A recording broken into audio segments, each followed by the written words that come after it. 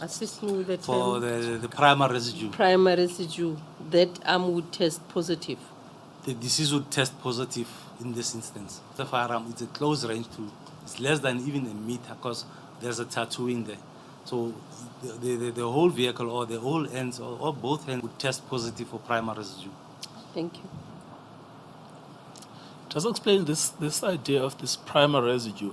So if I shoot with an R5, okay, does it emit the powder that's called primary residue or not? Each and every firearm that you discharge, as long as there's a primer involved. Yes. When the firing pin of the firearm strikes the primer, Yes. that flame that causes the propellant powder to start burning was caused by the primer. So the primer will produce sort of dust particles. Yes. And then those dust particles will be all over around that area. Yes. So if it's a rifle or a pistol, as long as the primer isn't affected, it will produce the Yes. And primer can I residue. draw a distinction between a primer of an of an R5 and a primer of a 9mm? It's not possible to distinguish them or to separate them or to differentiate them. And that's why it's really misleading to look at. That is correct, Chief. Yes. Sorry, Madam Baloymera, I took over your questions. I'm not sure if you had finished. Yeah. Okay, thank you.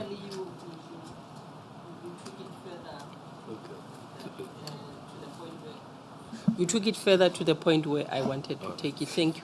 Thank you very much.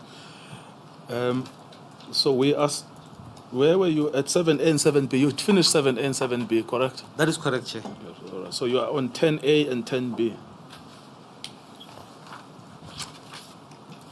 There was also the presence of powder tattooing around the entrance wound, which indicates a near-range discharge. And then 10A and 10B, the perforating wound through the left hand due to atypical feature and the direction of the range of the bullet could not be conclusively determined. No, sorry, I'm trying to locate 10A and 10B, and I can't see them. Yes, I don't have a picture of 10A and 10B on this one, but I don't know what transpired. I think it might be on the post-mortem report. I took it from the post-mortem report. I see. Okay. But what's the point is that they had also shot him on the left hand as well. Yes, Chair. Now, if I summarize the whole incident, how it transpired, if you look at the two vehicles, the suspect vehicle and the police vehicles, as depicted on photo number 7.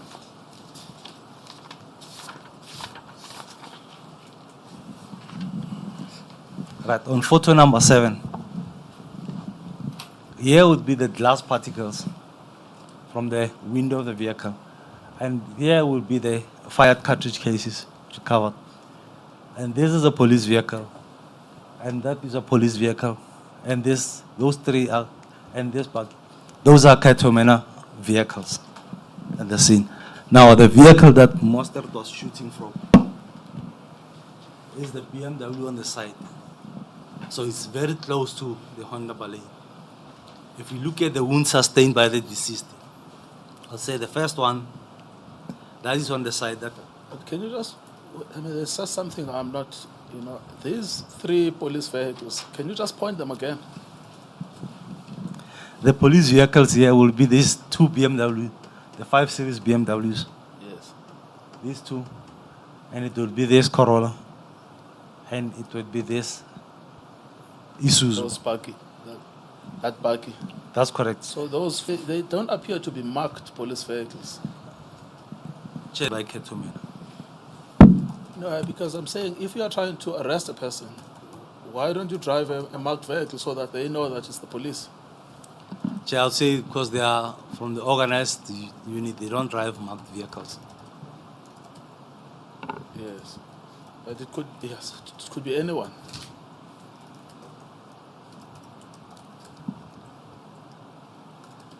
Right, Chair, from what I could see and what is different from what they are saying, They are alleging that they tried to stop the vehicle with the siren on. He pointed the gun and they started shooting. Now, if you look at the position of the cartridge cases, the cartridge cases are in front of the white Honda that is there. If they were shooting at the vehicle while it was in motion, the cartridge cases would be somewhere back, not closer to the vehicle, because the vehicle would be moving. I am of the opinion that immediately after he stopped, that's when he was shot at. Because if you look at the wounds sustained, I would say the first shot could have been most likely this one when he turned around to look at them. And you look at the wound that he sustained. Photo 11, which you say is the first shot. That's correct. Because when you look at the position of this wound, it's from right to left. The entrance is here and then the exit is on the... So when he's driving, he looks at them, they shot at him, and then it comes out here. And the second shot would be the one that comes on the ear and then into the skull. It exits at the top of the head. That photo 12. That is photo 12, yes. Because if he's in the vehicle, seated in the vehicle, he looks at them. There's no way that they will shoot him. It comes in at that ear, and then it comes out at the top of the head. It's impossible. The bullet cannot just turn, goes up. Now, in this instance, it's when he was slanting to the side. This would be the first one, and when this one was inflicted, so it changes the position of the head to be to the side. Yeah. So it hits the ear, enters at the back of the ear, exits at the top. Now, if you look at his position as depicted on photo number 10, Sorry, before you go to photo number 10, would that at photo 11 be, would it have been the fatal shot? I would say it's most likely the first shot. The first The and fatal? First fatal shot is that is sustained. Because with this one, it's immediately incapacitated and will change the position of the head, you'll slant to the side. Now, if you look at the position of the deceased, as depicted in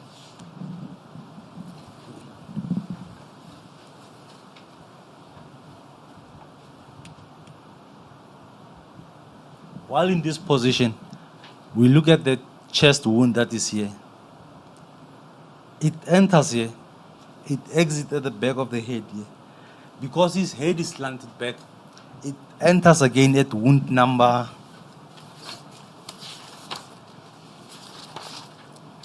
at wound number 2, which is at photo number 15. If you go to photo number 15, right, photo number 15, your entrance will be on the right chest. It exits here at 5B. It re-enters the head on wound number 2, and then the bullet is stuck in the head. Because it went through, it hit the window, became unstable, penetrated here, and then exit here. It has lost a lot of energy when it hits the window. It has lost a lot of energy when it perforated the body. And then it entered the back of the head, and it's stuck inside the head. So basically, your first wound would be the one that is here. It comes out here. The second one would be the one that hit the ear, enters here, and egg shot would be the one that enters on the chest, exit on the, and penetrated. Then I would say when these wounds were inflicted, the other wounds, the following wounds were inflicted, I would say most likely the driver was already dead or has already lost consciousness, was in a condition that he was no more threat to the members. You referring to the wounds shot at his arms? Those could be the shots that followed, or this could be another shot that at the close range, because it's in here at the close range it comes out. No, I'm asking this question because you say the shots that followed where he was incapacitated, totally incapacitated, maybe even dead. But they continued shooting at him. Chair, I would say when there was no danger at all at that time? the one that is on the right cheek is most likely the first one, because if you look at it, it goes straight. So that's when, with this one, he was immediately incapacitated, and then he fell back.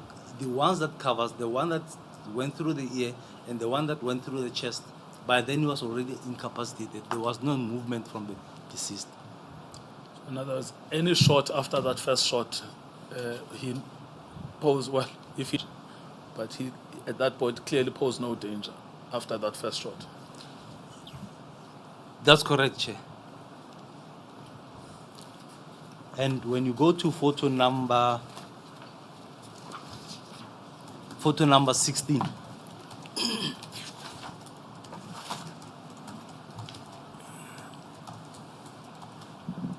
right on photo number 16, this is where they allege that he dropped the revolver and it was found here inside the vehicle.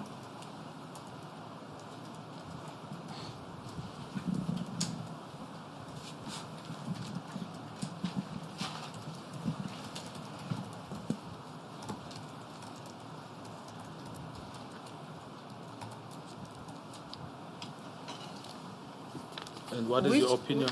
I beg your pardon, Council. Which part of the motor vehicle is this at photo 16? Chair, it would be between the door and the seat, the driver's seat of the vehicle. The right door and the driver's seat.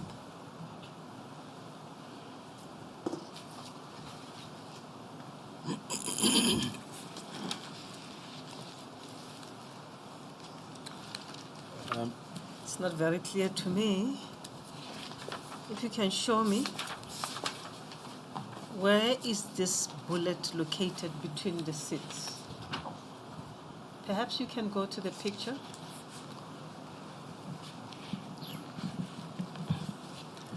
Driver's seat.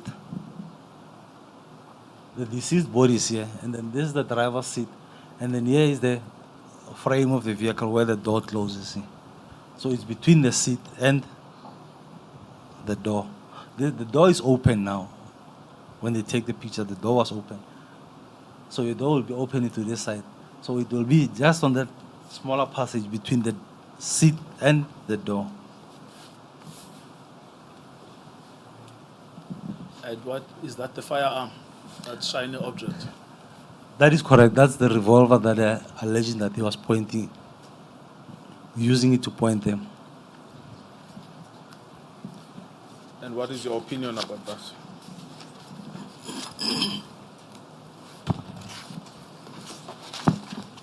Chair, by looking at the position of the cartridge case in front of the vehicle, I would say he stopped and he was shot while the vehicle was stationary and while they were right on the side of his vehicle.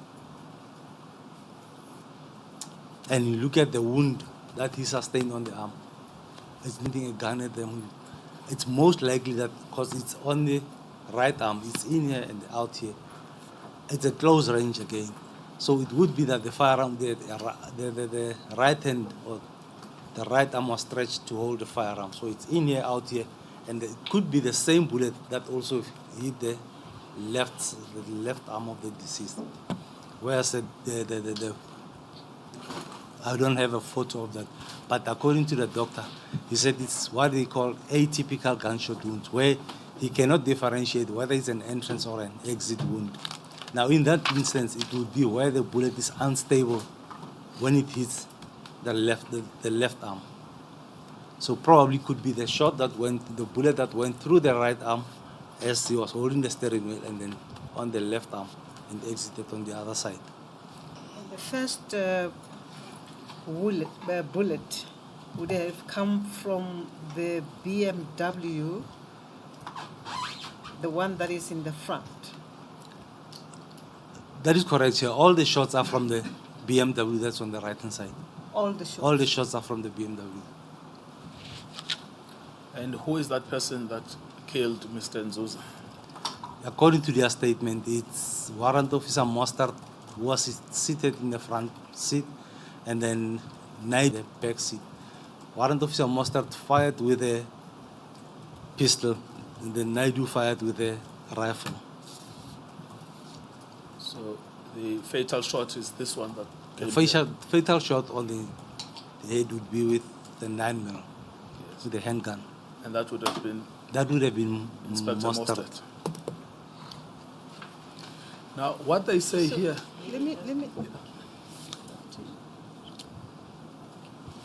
Thank you, Chief. Colonel, Lieutenant Colonel, you have spoken about the firearms, one a rifle, one a firearm. And you've said that the fatal shot was shot from the firearm of Warrant Mostert. Officer Mostert. Warrant Officer Mostert.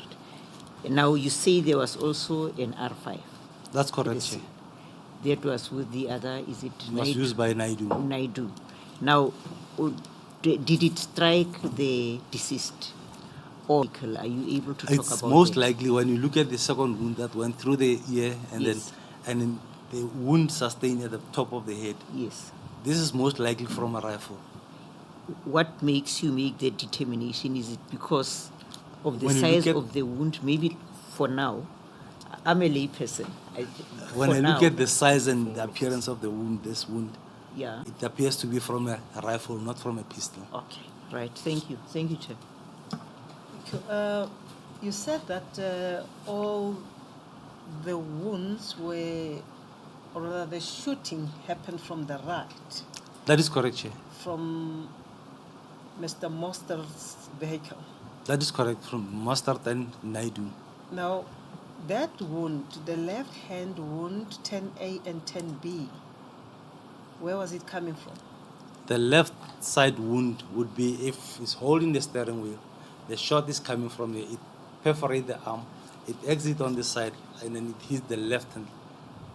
So it would also be from the right hand side. And on the left, it will have entered 10A and then exit 10B on the left. On the left, that is correct, Chair. Sorry, going back to photo 16, where we are shown the alleged firearm that Mr. Nzu, and you say it's a revolver. That's correct, it's a revolver. Can you educate us a bit about a revolver? How many rounds does it shoot, and I'm asking this because I want to determine whether it is feasible for someone to be surrounded by 4 or 5 cars of police and then decide to start shooting at them with a revolver. And this comes with my disclaimer about guns.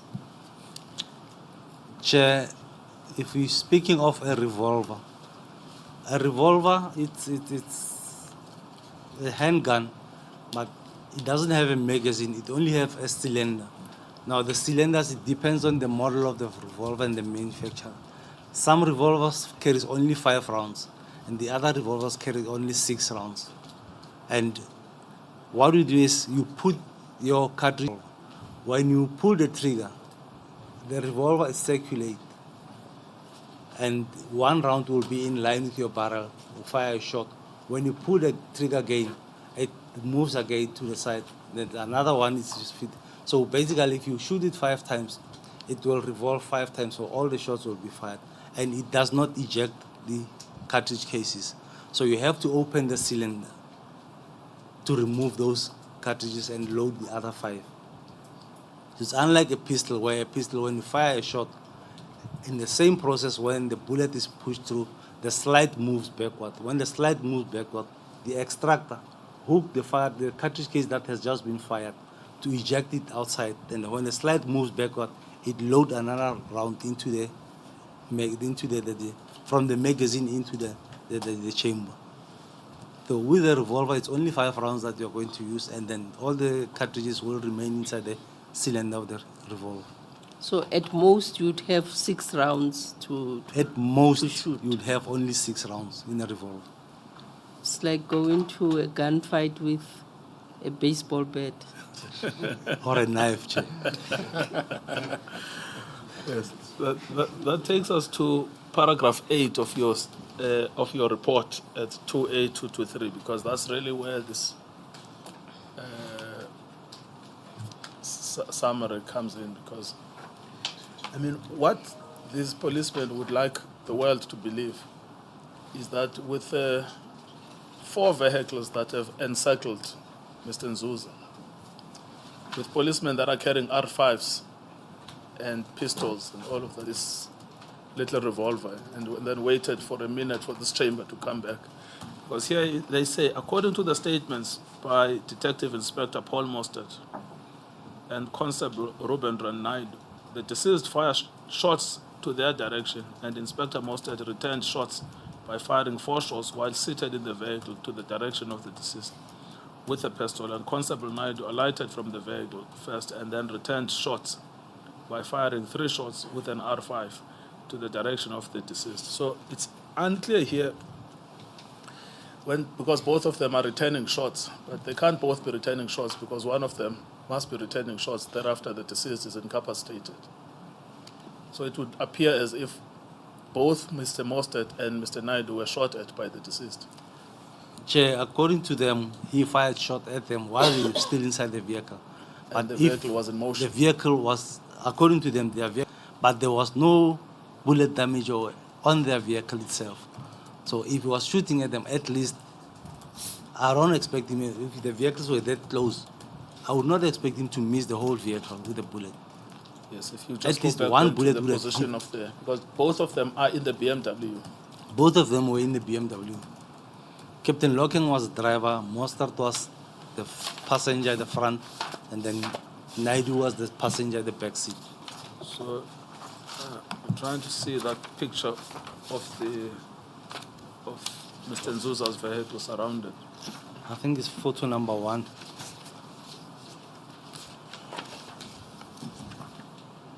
Photo number 1. Yeah, and photo number 3 also. Photo 1 and 3 shows the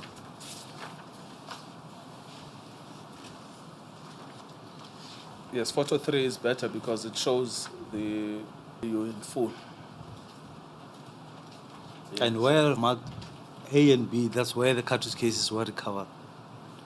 So how would that happen if he's sitting there and he's shooting? Where would the cartridges be? His own cartridges, Mr. Nzuza's cartridges. According to them, he was shooting with a revolver. So a revolver does not eject the cartridge cases. So the cartridge cases will remain in the cylinder of that revolver. Yes. But if you look at both of them, Mostert and Naidu, if they are shooting at him, their cartridge cases will fall to the front of vehicles. It's either on the front of the Honda or the front of their vehicle. In fact, not the front of their vehicle, to the front of the Honda. Yes. Which is where they are found. Which is where they are found. And then this revolver that they say, just back to your statement at paragraph 8, that he shot at them with this revolver. What happened to it? Because we don't, surely it will be sent for testing and, a lot of things will It happen. was sent for, I think it was sent for testing, but I cannot recall. It was examined by somebody at KZN, Yes. ballistics KZN, but I cannot recall what the report was saying. Yes. But I don't see any damages, or there was no any damages reported on their vehicle to show that he was definitely shooting at them. Yes, that this is the point. If he was such a big object. And it's very close to him also. Yes.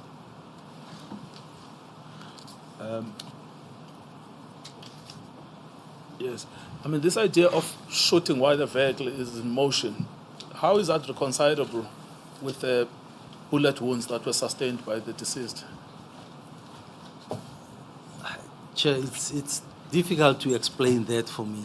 Yes. Because if it's moving, it will continue to move. And in that instance, once he's incapacitated, I don't think he will be able to stop the vehicle. Yeah. It will still continue to roll. And you won't find the cartridge cases in front of the vehicle. Cartridge cases will be somewhere backward where they've already passed. Yes, no, I'm trying to imagine what they are saying, right? Which is, he is shooting us, but he's driving at the same time. But they shoot him here on the side of the arm. That's correct, Chair. Yeah, so how does that actually work logically? To me, it doesn't make sense. Yes. Are you convinced that they lied? In this instance, yes, I'm convinced that their statements are not true. Yes.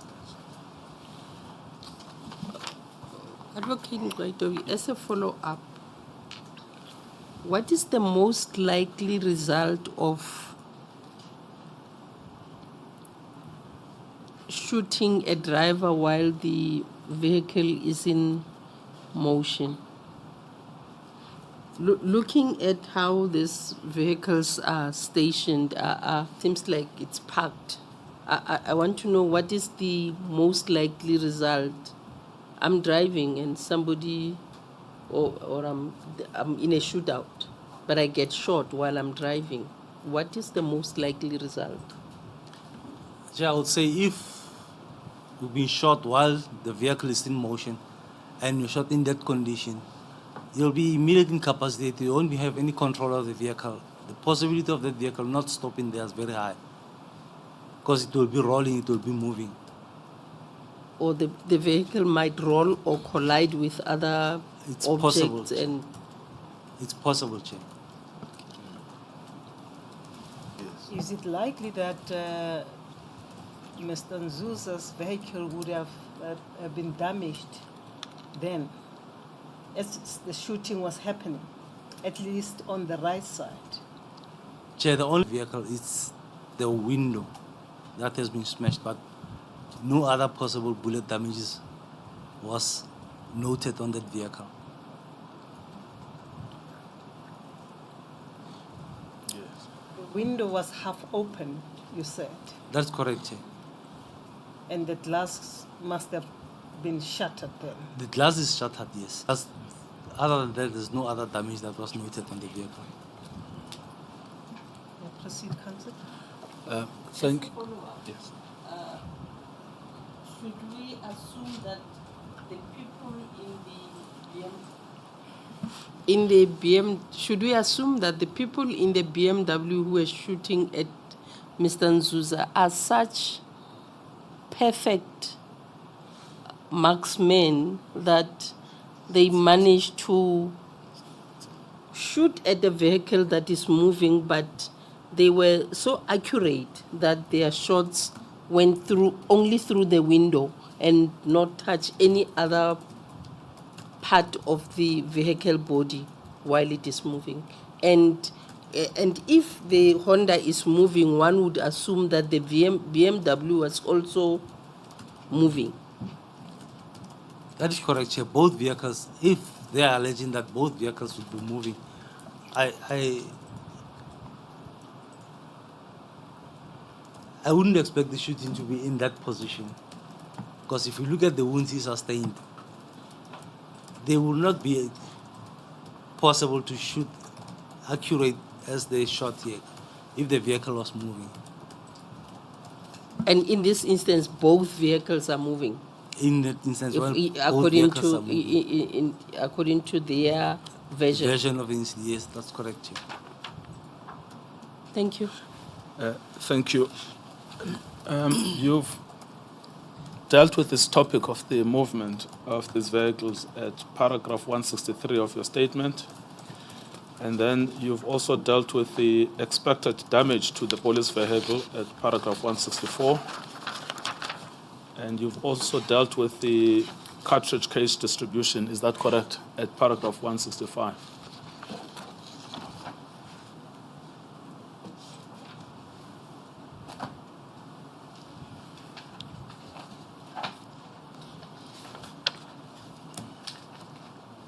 That's correct. Yes. And is it your conclusion, based on this deceased was executed in cold blood? It's most likely so he was executed, Chair. Yes, and that the statements by Mr. Mostert and Naidu are false fabrications. Chair, I would say I do not agree with their statement as they mentioned or Yes. or their version. But I don't agree with their version as stated in their statements. Now, you've dealt with this in your conclusions from para 169 to 175. Now, unless there's something else you want to add, I'm inclined to move to the next incident.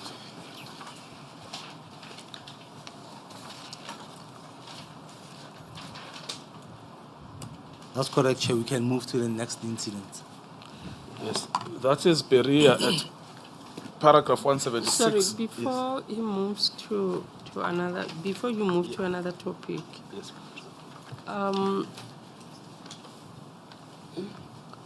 Lieutenant Colonel, would you say, given that we've dealt with a number of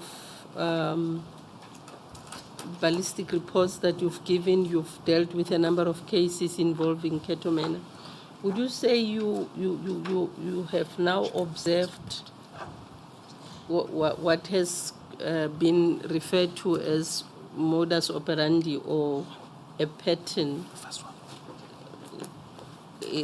through all these killings? Chair, that is correct. If you look at all the cases, that I have done, when you look at the modus operandi, it's more or less the same modus operandi in most of the incidents where they're involved. It's either a person the alleged suspect was pointing a gun at them, or the alleged suspect was about to grab a firearm, or the alleged suspect was about to disarm one of the members, and then he was shot by another member. Thank you. Thank you. And just on this modus operandi, is it your finding after what you've done that it's the same group of people that are doing these things? They don't change. It's either it's Mostert, it's either it's Lockham, it's either it's Neva, it's either it's Naidu, but it's the same group of people. Chair, I would say it's the same group of people. In most incidents, it's Warrant Officer Mostert involved, it's Warrant Officer Nell involved, it's Warrant Officer, it's Mostert, it's Nell, it's Night Sergeant or Constable Naidu, and it's Captain Van Tonner. Lockham. Lockham would be the driver or Lockham would be with them, but it's not. But these are the ones who normally shoot, the ones that I've counted. It's Mostert. No, I understand. But in the murder scene, there are these players that are the same. You know, someone else is driving the... That's correct, Chair. Or they Someone else go is to shooting. a house, Captain Lockham or others will be outside. Mostert, Eric Nel, Van Tonner, Naidu will be the ones, or in Pariachi will be the ones who go in, and then shots were fired. Yes, but it's the same group of... It's the same group of people, Chair. Yes. And it's an organized group of people with access to high-level machine guns and access to high-level resources, because they've got vehicles, they've got trackers, they've got machine guns. That's correct, Chair. They'll be in possession of rifles, pistols, and then they've got vehicles. Yes. They also have high-level protection. They never get arrested, they never get questioned, they never get taken through a disciplinary process.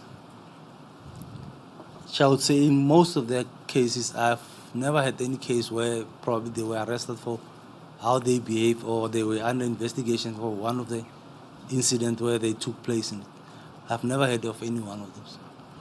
Would they qualify, if you don't want to comment, that's okay, because you are a ballast. Would they qualify to be an organized criminal group? Chair,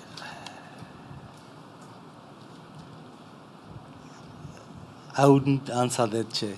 All right.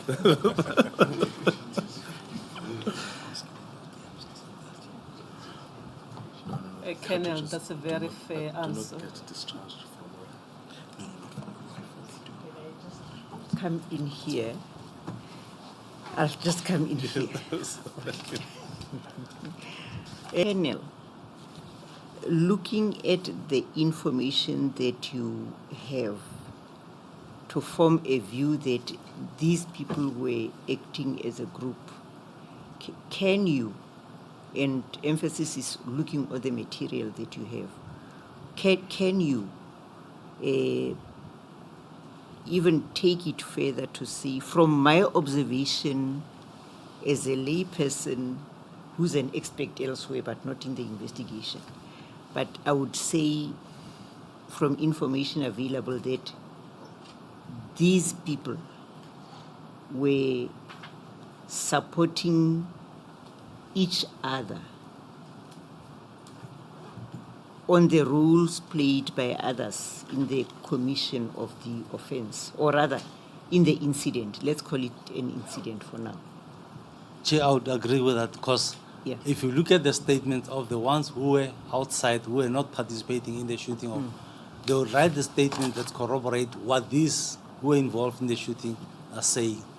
Yes. So they appear to have been supporting one another in the role play. That's correct, Chair. Thank you. Thank you, Madam Ramachaka. My learned friend says I should ask you about paragraph 166 and 173 of your statement to complete the circle in the killing of Mr. Nzuza.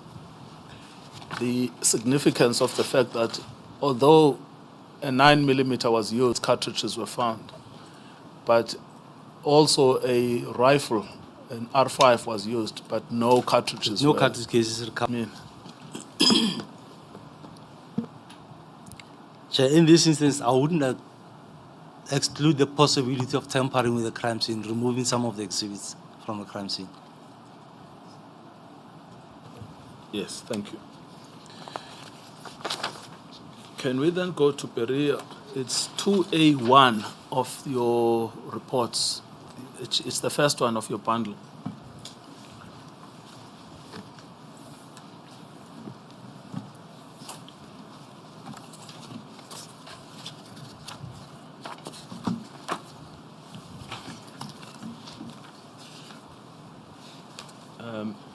Can you narrate what happened here? Chair, and in this incident, the Berea 288 of 5/2008, according to the members, they were looking for this suspect and he was staying in this flat.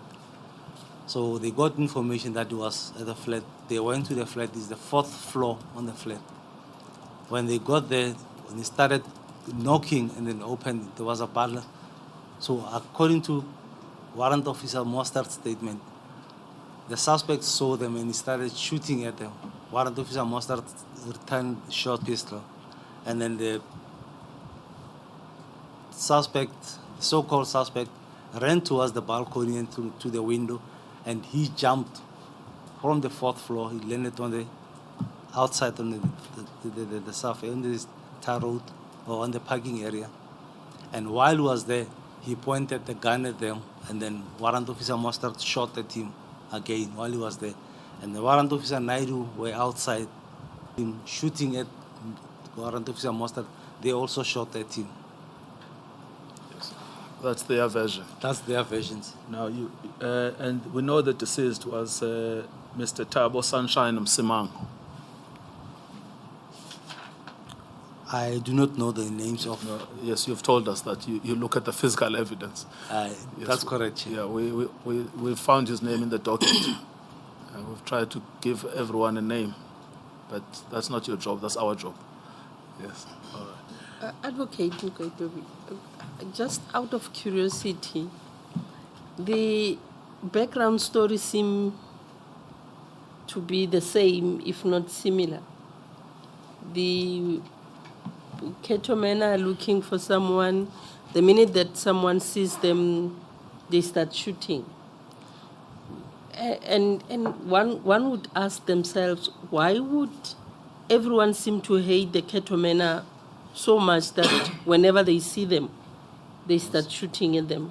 Whether they are guilty or innocent, young or old, but whenever Ketomena appears, people start shooting at them and they end up dead. It's a bit. I'm looking for a word that is very, very user friendly. Maybe I should say should just say peculiar. Isn't this funny? Isn't this out of the ordinary? Sure, that's what I was saying, that their modus operandi, if you look at the modus operandi, it's almost the same in most of the cases. Where the suspect will start shooting at them, or where the suspect will start grabbing a firearm, or where the suspect will attack one of them and then they'll shoot back. Without provocation. That's how they put their their statements. Yes. Thank you. So, in Mr. Msimango's case, you've dealt with which is at 176, 177.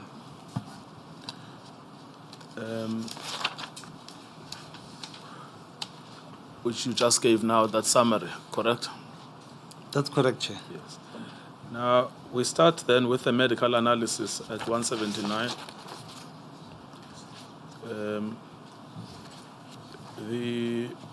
And then you can take us to the photos we need to look into to support your analysis there.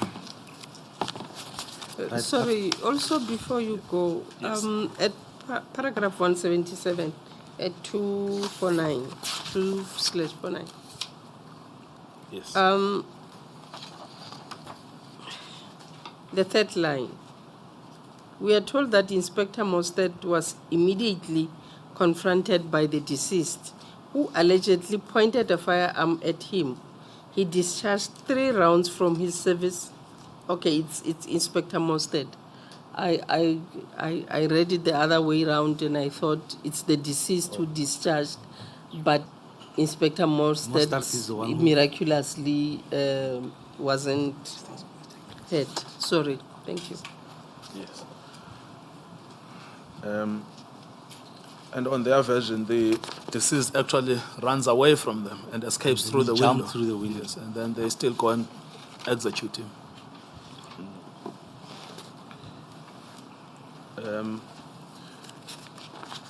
All right. So we are in the medical analysis section from paragraph 179. And I was asking you if you want to take us through the analysis by the pictures, you can do that.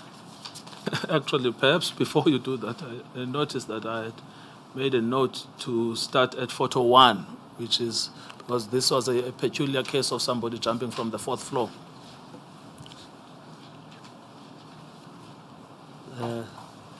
Photo 1 will show the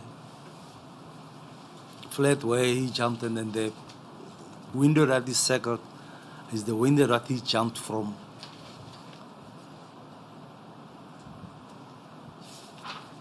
So, because there is now Mr. Mostert inside his apartment. According to Mr. Mostert, this man is attacking him, but the same man is jumping over the window.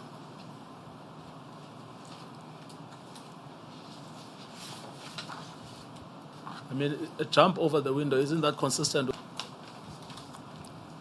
That's correct, Chair. Yes.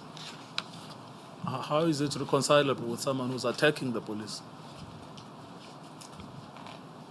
But jumping from the 4th floor like that, for him to survive, when landing on the floor and then pointing a gun again at them through the window, at the top floor again, it's unexplainable. That. Yes, no, I mean, the story is difficult to understand. Let me put it no higher than that. According to them, he tries to attack them inside the apartment, right? And then he jumps out of the apartment. When he gets down, he again tries to shoot. What's the point of jumping and then trying to shoot?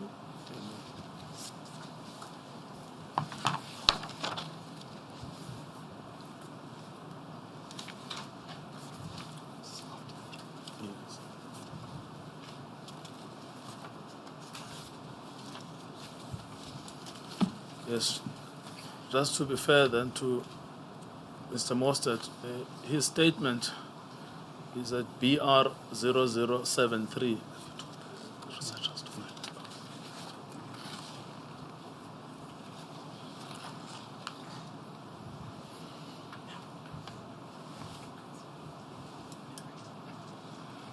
I think there is an arrangement made that they would be made immediately available to the panel.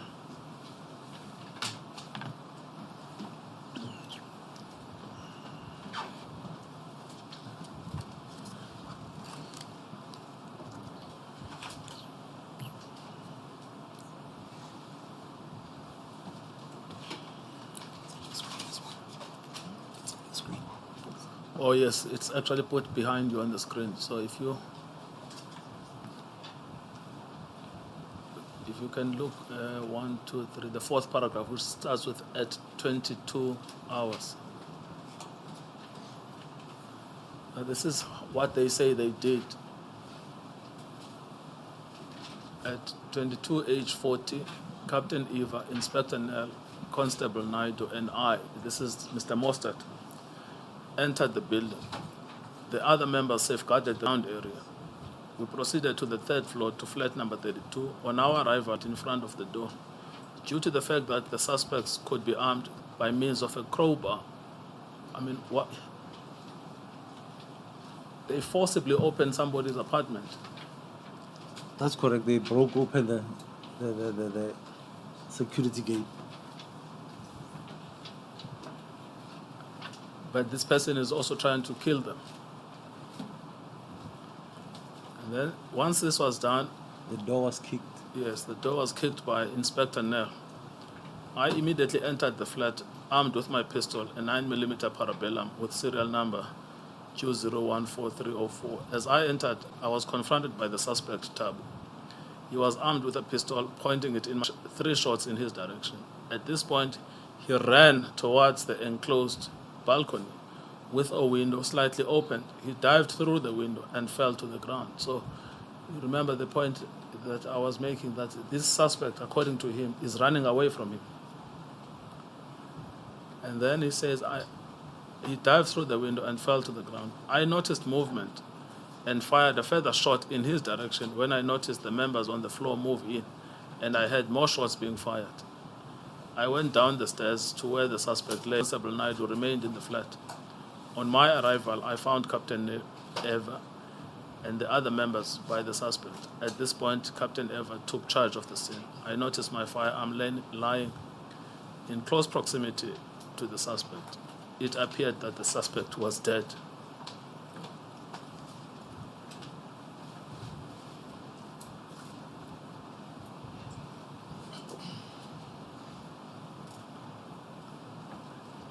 So this is their version of what they did.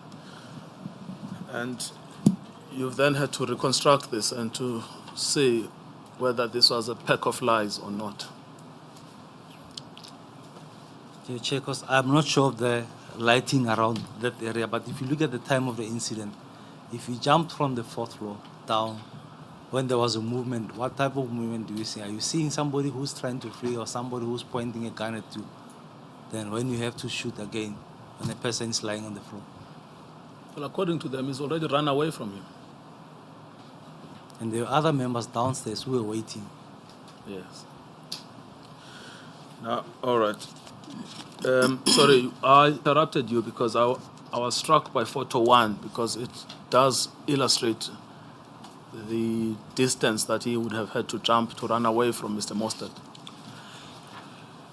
Now, which photographs were you going to take us through? Sorry, Advocate Mukaito, before you move, there's please sentence from after that paragraph that you read, which Yes. is very weird. Yes.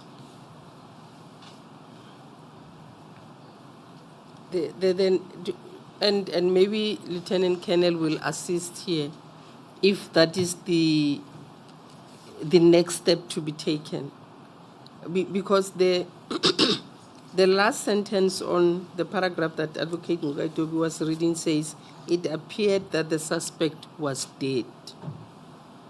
Now the next one, that is very weird. The necessary arrangements were made by Captain Eva to have an ambulance summoned to the scene.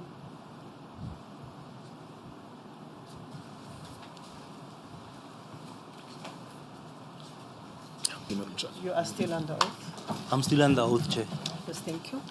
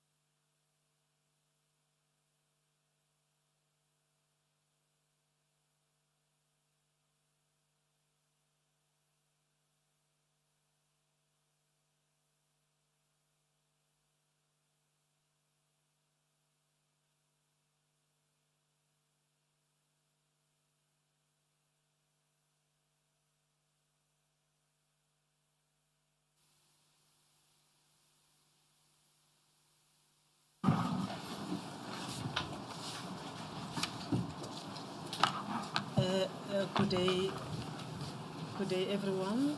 Good day, Chair. Colonel. Good day, Good Chair. day, Dr. Chowdhury. Through you, Advocate Nkabinde, Dr. Nkabinde, we have just had a meeting with Mr. Muntubatuba. You remember we sent a message this morning that he should come here regarding this application by Advocate Batoi. We asked him to approach you to discuss when you intend to file papers. And he responded, he came back to say you have discussed. Is that correct?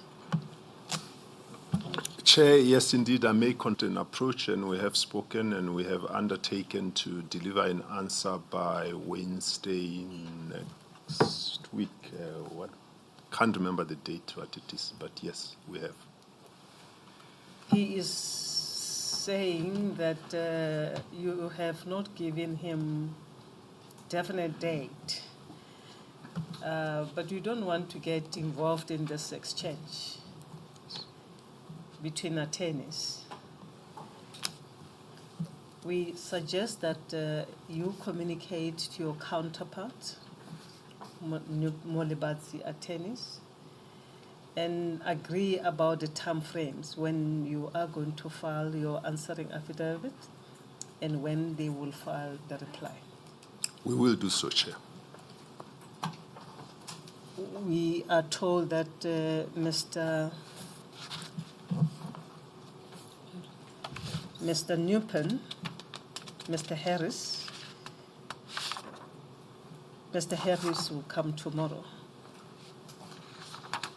So do have a meeting, discuss the matter, and you can agree and put your agreement in writing Thank you, Chair. We will do so. so that we don't get involved in what you could be discussing as attorneys and agreeing on the way forward. We will do so, Chair. Thank Yes, you. thank you.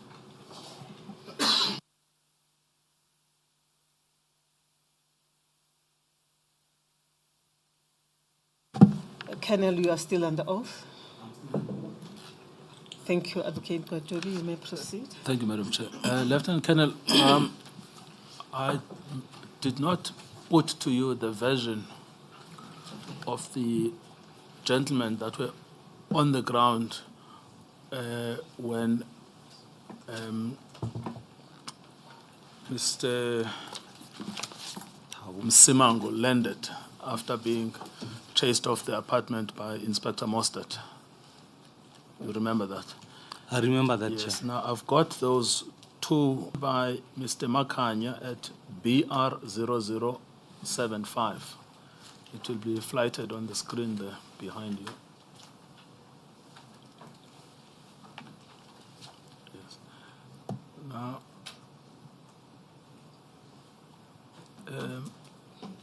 this is how he describes the incident at the paragraph 2.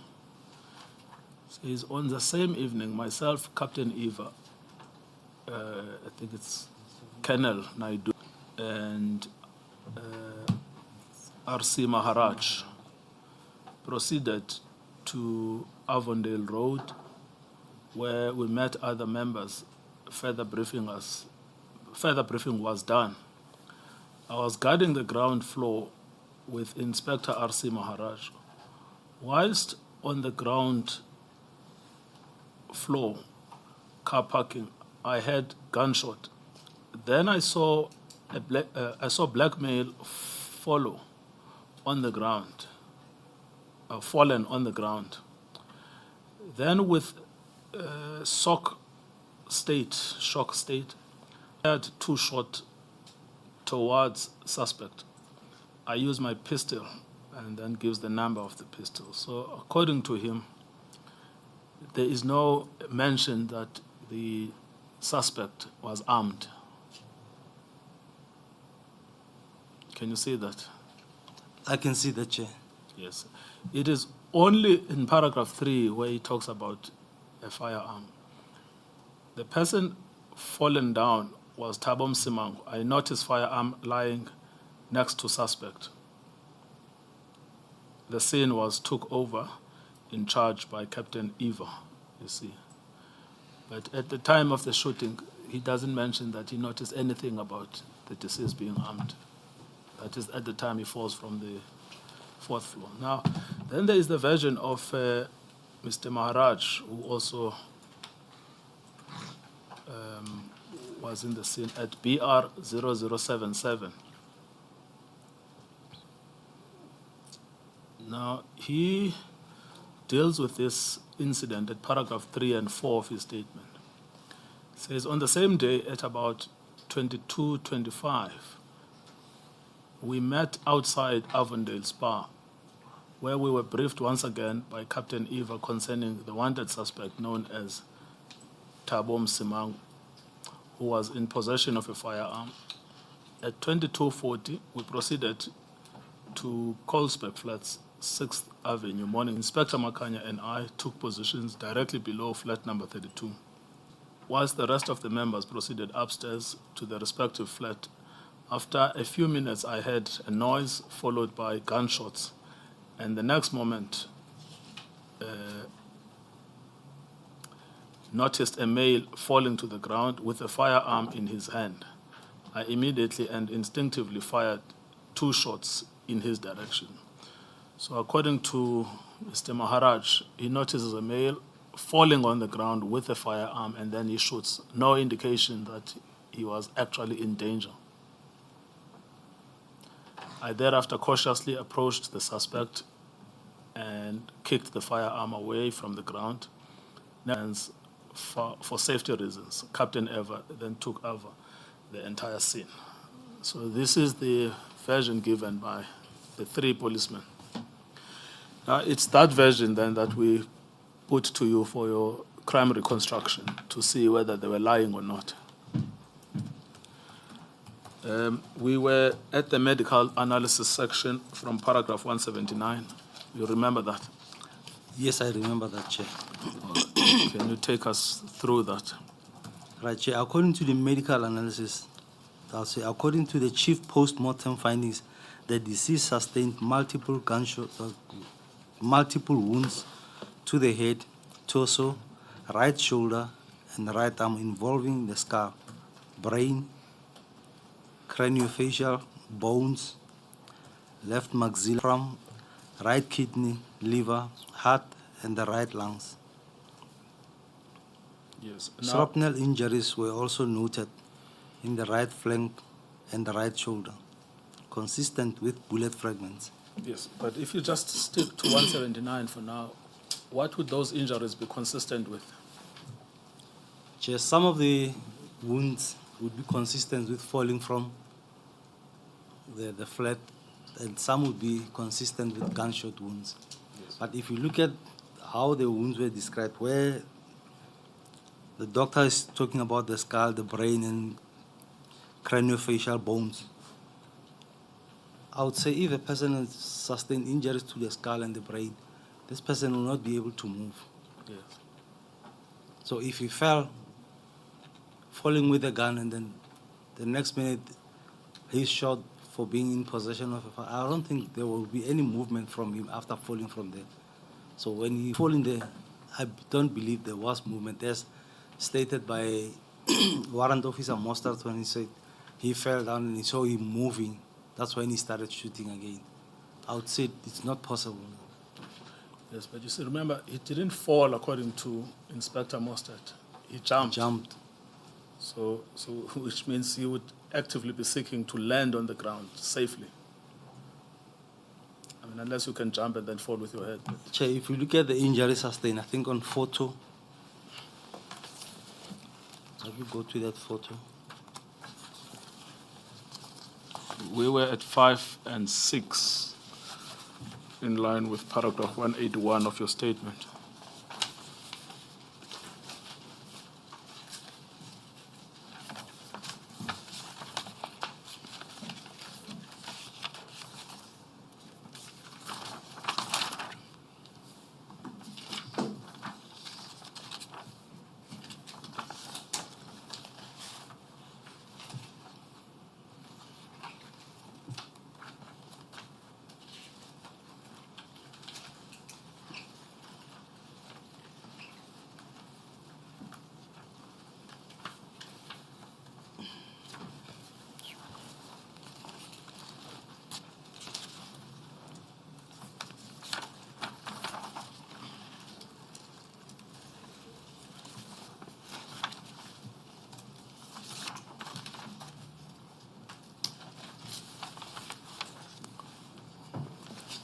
think it will be photo.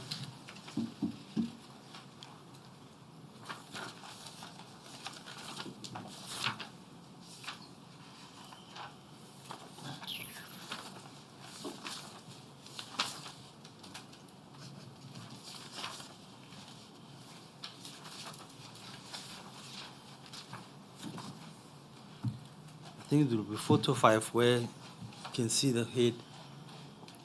There's injuries to the head, and according to the post-mortem, there's also injuries involving the skull, the brain, craniofacial bones. If he jumped to land on his leg, there wouldn't be these injuries. Yes. So basically, he fell with his head to the ground. Yes, no, I do want to ask you about that in terms of falling and jumping. What is consistent with what?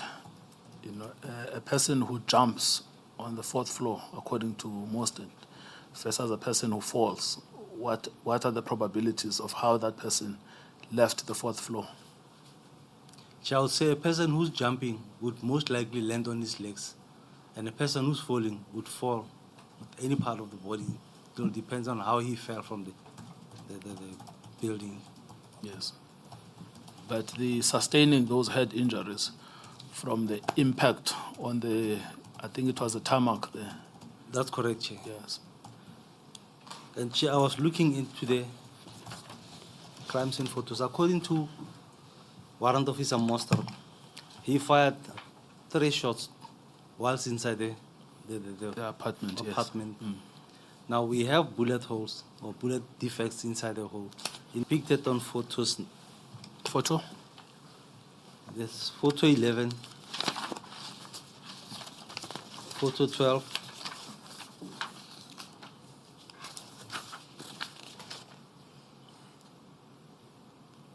and when you look at photo 13, it's glass. And that one, on photo 13, I cannot confirm whether it's a bullet damage because when I look at how it broke, it shows low velocity, low speed, and unstable bullet. If it's a direct shot, the bullet hole will not be in that way. There's a huge difference between a direct shot of a bullet to the glass and what we see there. If it's a bullet, then it was an unstable bullet that went through an object first and then it hit the wall. Now, if you look at the photo below that, photo 14, on photo 14, here you can see the shape of a 9mm bullet, where it hit the wall on its side. So it was not stable, it was not spinning, but it hit the wall on the side. So why I'm showing the commission that is, if our bullet has already lost energy to hit the wall on its side and to hit the glass, creating that type of a hole, it shows that it has hit an object first. It has lost energy and speed on that object. Now we look at photo number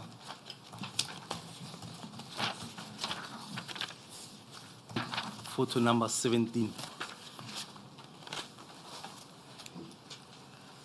On photo 16 and 17, we see blood there. So I am of the opinion that he could have been shot, he was bleeding already, and most likely pushed through the window. Because by then he was already bleeding. If you look at the bullet that we're talking about, it could have struck him, hit him, and then here he was bleeding. And this is towards the window. Where Well, this is the window. It's towards the window where he fell or he jumped. Now I'm saying photo 16, is that the window itself? This is the window before the one that... I think it's the same window where he alleged that he jumped from. Photo 16 and 17. That's correct. Yeah. So if I take you back to photo 1, at 2A4.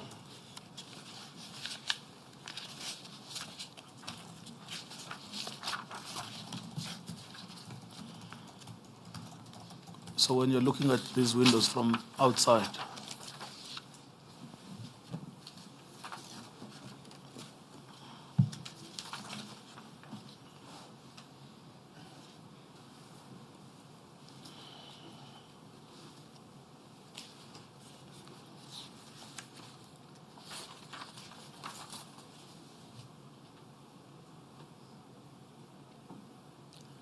Right, that is on a balcony next to the window that he allegedly jumped from. That window that we see on photo 1, that is circled. yes. I'm saying that in this apartment, it appears that there is only one window to the outside. That is correct, Chair. Yes. So if they're saying that he jumped from the window, it could have only been this window. Could have been this window. Yes. And so when we go back then to the window you are telling us about, which is at photo, did you say 16 and 17? That's correct, Chair.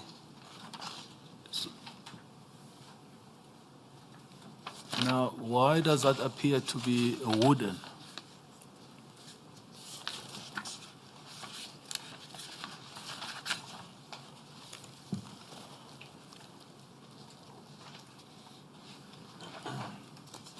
I can't recall, but towards the window inside, there was a wooden frame, Panel. a wooden panel Yes. below the window.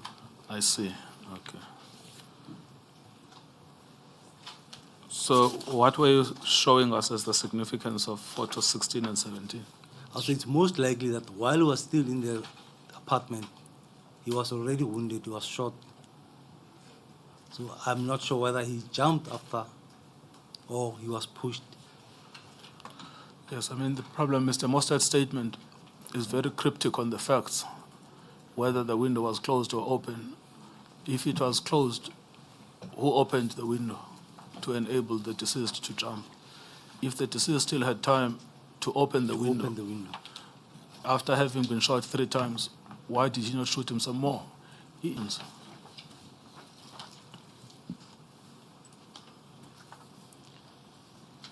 And Chair, when you look at the photos that follow, Follow from? uh, photos 19, 20, 21, 22. There we have bullet marks on the tarmac outside the building where he was lying. So the first one on photo 19 is marked 1, the second one is marked 2, the third one is marked 3, the fourth one is marked 4, the fifth one on photo 23 is marked 5. Now if you look at the fifth one, there's traces of the blue t-shirt that the deceased was wearing, which is on photo 25.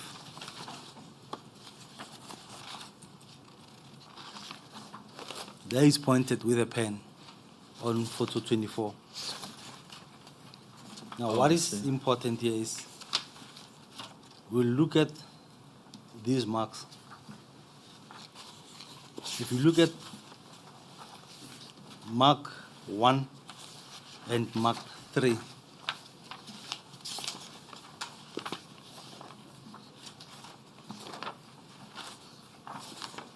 Okay, Nkabinde, I have a question, and I'm scared that we're going far, and I'm going to have to take you back a long way. The apartment. Lieutenant Colonel, did you physically go to and see the apartment? And maybe if the answer is yes, can you give us an indication of how big is the room where is it Inspector Mostert and the deceased had a confrontation or met? Chair, I went to the apartment. Just I cannot recall the setup of the apartment. But when I went there to examine it, it was already painted, repainted, and then the windows were replaced, so there was no other evidence, valuable evidence that I could find on the scene. So I didn't check a lot of things on the apartment, but it was not that big apartment. My question is it big enough that Inspector Mostert, or is it big enough for a possibility that Inspector Mostert may fire 3 shots towards the deceased and miss with either the 3 shots or with 1, or yeah, something like that? Give us an idea if you can. Chair, there I cannot give a clear idea or indication of how far was Warrant Officer Mostert when, and where was the deceased by then when he fired the shot. So I cannot elaborate more on that one. Yes, just to take you to the contents of the docket, because we've got a sketch of this apartment. So maybe that can also enable you to answer from Advocate Baloimer. So the sketch itself is at BR 0069. It will be flighted behind you.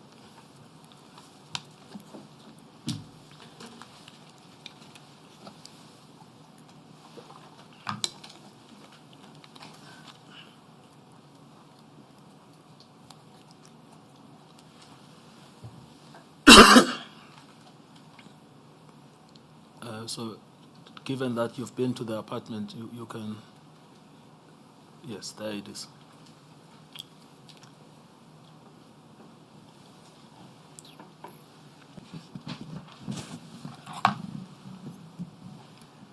Right, Chair, when you look at the apartment,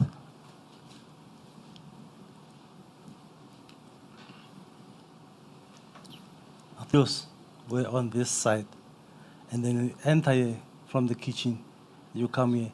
This is where you found those, because this is the bedroom. So the bullet marks that I was showing were around this area, inside the living room, because the window is around this area, the where he jumped from. So they entered from that side and came to this side. So I don't know where was Mostert when he was shooting and where was the deceased when the shots were fired. I cannot tell exactly where were they.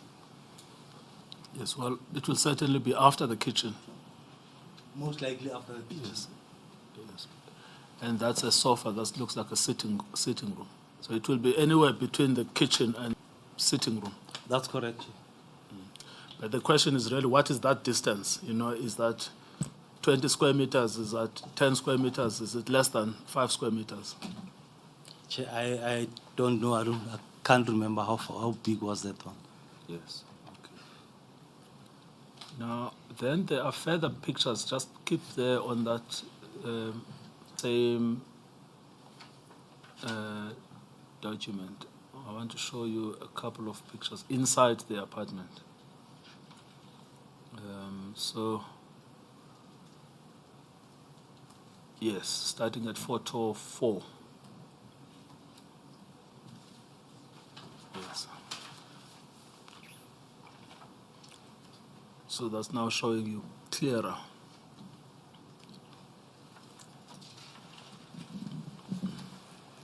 Right, Chair. This will be the bedroom, and then the door coming from the bedroom. And here is when you get to the balcony, and then the windows behind this curtain on the balcony. So that other here underneath the window outside, and then the other bullet, I can't recall exactly where was it. But the one that has blood, it's when you go outside here to the balcony and around next to the window outside. Well, we know the bullet because if you look at photo 5.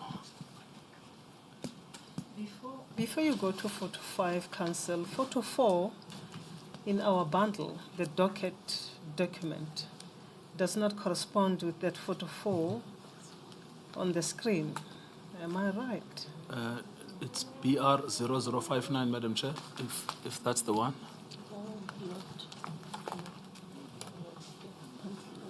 The BR. The BR. 004 BR So the one we have is BR 0059. 0059. Yes, that's what the witness is looking at.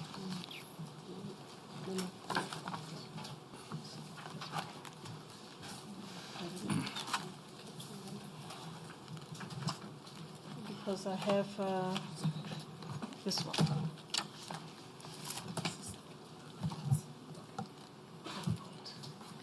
I was looking at the pictures in the report. Oh, yes. Yes, And thank you. no, what I tried to do is I realized that there are more pictures in the actual docket than the expert has used in his report. So it's just to take him back to the actual docket. Yes, thank you very much about it. Thank you. All right. Perhaps you can help us with photo 4 again, because so that I think you went ahead a little bit on that one. So this is the place of the shooting, and you can look at it and tell us if you can estimate the distance from the kitchen, but perhaps not. But you were pointing out to where the bullet fragments were discovered. That's correct, Chair. This will be the living room, and then this will be the bedroom, the door into the bedroom. Now, this door here is the door into the window of the balcony is that side outside. Yes. So the bullet mark that I was pointing at, it's outside this into the balcony on that side. So if he was shot, it could have been from this point, because I think there was a curtain or there was glass to go out to the balcony. So that other bullet hole was outside into that balcony, just below the window. Then the setup here, I don't know where the first shot was fired at and where was it, because I cannot recall that. Yes. No, that's where I started referring you to photo 5, because we know the one fragment of the bullet, because it's pointed out. If you compare photo 4 and photo 5, so if you go back to photo 4, you can If see we go that to cone. photo 4, here's your bullet fragment. Yes, exactly. And then if you look at photo 5, Photo 5 is a close-up photo of that bullet fragment. now that tells you where the second bullet that you said you couldn't recall where it was. Yeah, but the impact point of it, I cannot recall where is it. It could Yes, have yes, hit yes. the wall and then landed up somewhere there, but I cannot recall where did it hit inside. Yes, I see what you mean. Yes.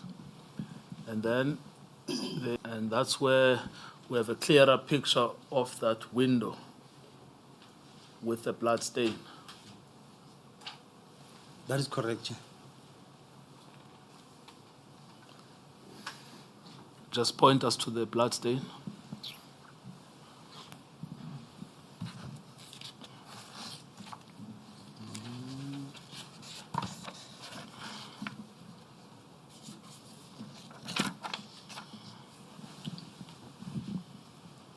So this will be the blood stain Yes. on the photo. Yes.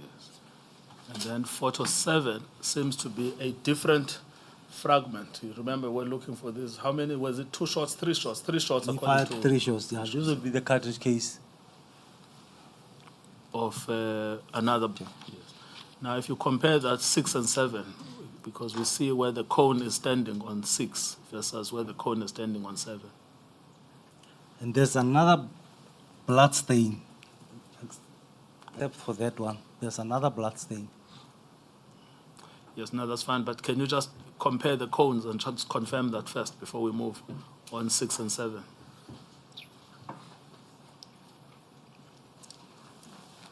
That yellow thing. Yes. This one? Yes. because This that's- is where? Go to photo 7. Yes. Yeah, this is cartridge case which is marked B. Yes. It was found there. Thank you. So you wanted to talk about the blood stain. I wanted to talk about the bullet marks outside on the tarmac. All right. Well, can we just complete then this exercise? If you look at photo 8.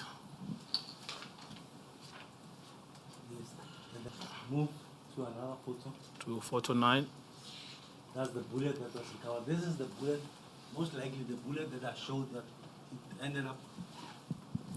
It has hit on the side and then it ended up there. Bullet. It's possible it could be the third bullet, yes. Yes. Thank you. Then we move to photo 10, which is the outside now. Yes. I'm not sure which one you wanted to go to when you said you wanted to. Now here they've marked the position of the cartridge cases which were found outside. So that's how many? It's 5 that we see here. And then photo 11. It's a cartridge case, a 9mm. 12. It's another cartridge case marked E. Yes. 13. Another cartridge case marked F. Yes. And then 14. 14, the body of the cartridge case next to the body marked G. Yes. Right, if you look at this photo, the position of the deceased here, and we look at the T-shirt that he was wearing,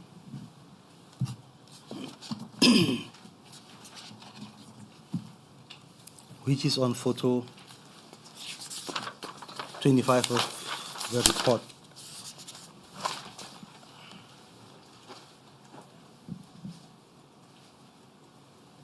This is positioned just around the shoulder blade. If you look at the crime scene and you look at this photo, it's 2 different positions. Could you just repeat that? I'm not sure I understand. If we look at the position, if we look at the position of the deceased here, how he's lying, Yes. and if we look at the wounds he sustained and the T-shirt, it's 2 different positions. Here he's lying on his front, and according to the T-shirt that he's wearing and the wounds he sustained, the wounds are sustained at the back. So it shows that after falling, he was lying on his back, but not in this position. Yes. All right, perhaps you should continue. Right. If we go to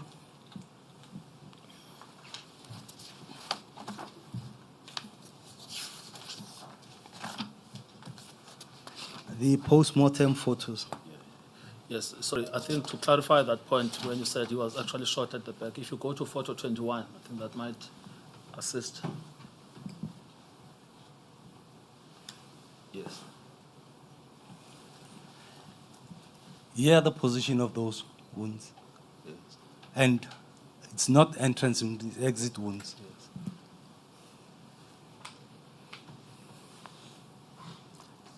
If we look at photo number 34, I beg your pardon. If you say they are exit wounds, it means the entry wounds would have been in the front. that's correct, Chair. If we go to photo number 34, I beg your pardon, on that picture, meaning that he might have been shot whilst lying there on the surface, in the tarmac, or in the. that's road- correct, on Chair. the road. That's what I want to explain now. Oh yes, thank you. Carry on. Right. If we go to photo 34 of the report, of my report, 34. That's at 2A21. yes, if we look at these wounds, these are the type of exit wounds which are said the short exit wounds. So it shows that the body was lying on a hard surface when he was shot at. So basically the body, the arm was lying, resting on the hard surface, on the tarmac. And he was shot. The bullet penetrated the front and they bounced on the tarmac and then back into the wound. they create this type of wounds. That's what we call the short exit wounds. And if you look at how these wounds were, if the photo number 36,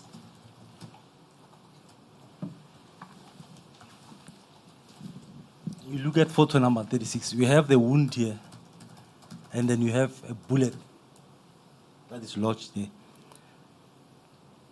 And this bullet was removed.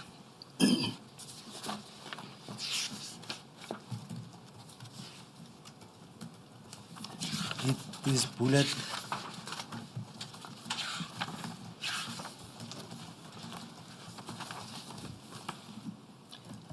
bullet that is on page, on photo number 9.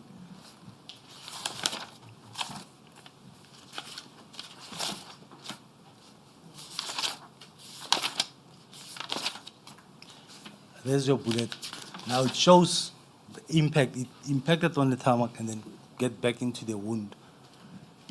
So I'd say the wound which were inflicted in this guy, when he was already lying on the ground and was shot, the bullets were bouncing on the tarmac and then back into the body, creating this type of wounds which you call the short exit wounds. Yes. And when you go to photo number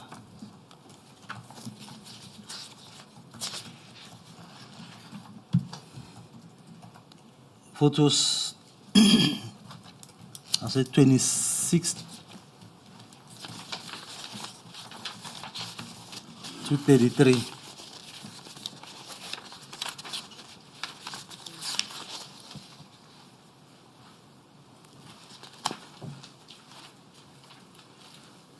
Here we are looking at the shape of those bullet marks on the tarmac. If you look at them, they're round. And if they are round, what does it tell you? It's shot that were fired at an angle of around 90 degrees. So your bullet hits down, creating a round shaped mark. So in an angle of around 90 degrees, you'll get this shape of wound. And then if you go to the other ones, you look at these ones, they've got an oval shape. So they show you the angle. It's shot which landed on an angle. So those ones, it's most likely are the ones that's coming from mustard from up there at the window. And this could be from Maharaj and the other guy who were shooting from the side into the body while he was still lying on the floor or on the ground. Because you look at their shape also. It shows the direction. The shot is from this side, it goes that direction. This one, the shot is from this side, it goes that. And then those round ones, it's direct from up into the ground, creating a round. It's the same as when you take a drop of water, dropping it at 90 degrees, or even blood at 90 degrees. When you see a blood pattern at 90 degrees, at a round shaped blood stain, it shows that it dropped at the angle of around 90 degrees. And if it's in a shape, in an oval shape, let's say it's in this shape, it shows you the angle. Now, when you determine the angle of this, it's you multiply the width with the depth. It will give you more or less the angle that it came with. At an angle of 45 degrees, it will drop. And the longer your stain is or your mark is, the lower angle it goes. The more angle increases, the shorter your mark, and your mark will be until it's around 90 degrees. So in this instance, those other shots were fired by R.C. Maharaj when they were down the stairs, and then the other two were shot by Mustard when they were up there. And all those wounds were inflicted while he was already down. Yes. And you say that the impact of him falling would have been debilitating according to the injuries described. That's correct, Chair. Yes. And then after that, then they went to execute him. Continue shooting at him while he was already down. Yes. Now, there are also some bullet wounds on the head. So I just wanted you to clarify that. If you go back to the docket at photo 19 and and 21, yes. So I'm not sure what's going on there. Maybe you can help us.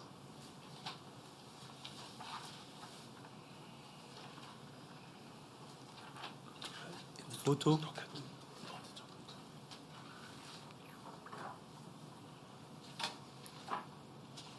Yes, it's just, yeah, so if you can just stick there. What is that going, what's going on there? Which one? On the head? Yes. Chair, on the head, I'm not sure. It could be, because if you look at the size of it, it could be when he fell down to the tarmac. Okay. Because this could be the cause of the cracking or the damages on the skull and the brains when he fell, when he landed on the tarmac. Yes. All right, thank you. And the bullets seem to have shot him on the shoulder, so that would not have been fatal. No, Chair, the ones on the shoulder would not have been the fatal shots. Yes. And what killed him? Let me put it that way. Chair, I'm not sure where was he shot or how was, if he was shot previously by, while still inside the flat. It could be other wounds which could have been maybe fatal later, or it could have been when he fell down to the ground. Because when you look at the injury sustained, once the brain is injured or the skull is cracked, those are that can also cause the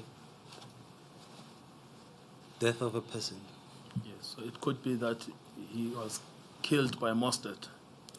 It's possible it could have been shot out there and then pushed, or I Yes, cannot rule out that possibility. Yes, no, that's what I need you to explain to this panel, because I know you wanted to mention it earlier, but then I stopped you because I was still doing the physical location of items in the room. When you said, look, there were blood stains on the window.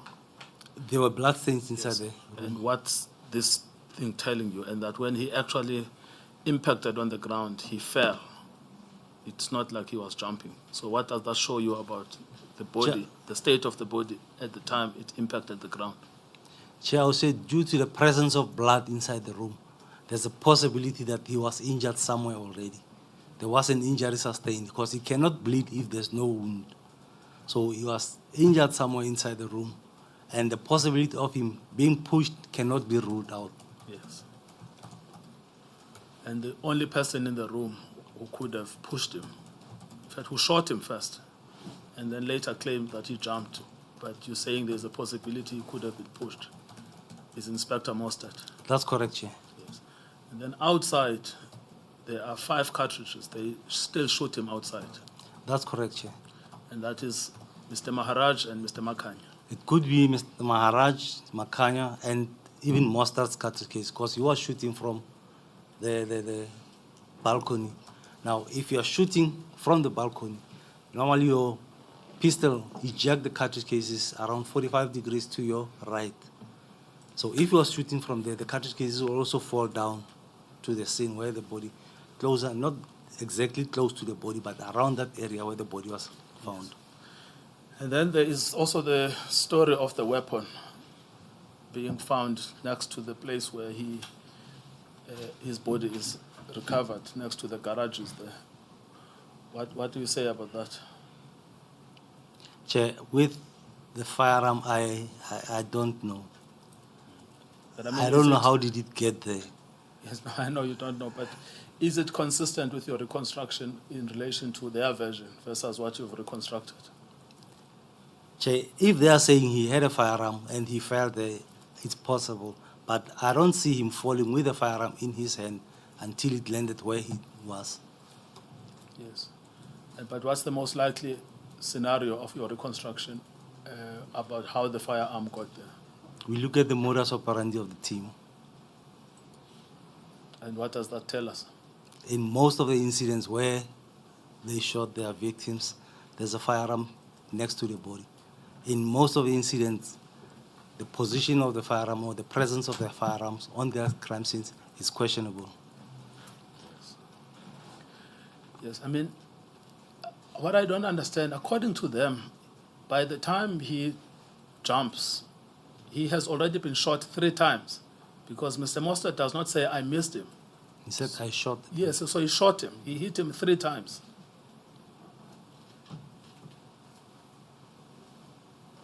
But on the tarmac, he still poses a threat to 3 other policemen that are armed.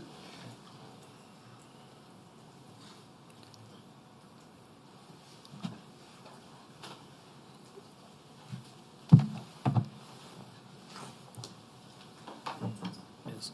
So what is your opinion around this version? I mean, is this a clear instance where the police have lied again? Chair, that also I cannot rule it out, completely out, because, and the reason why I say I cannot rule it out is I've looked at the instances or incidents where they're involved.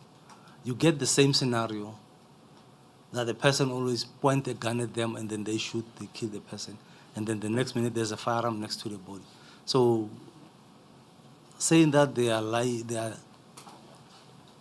telling the truth or they are lying.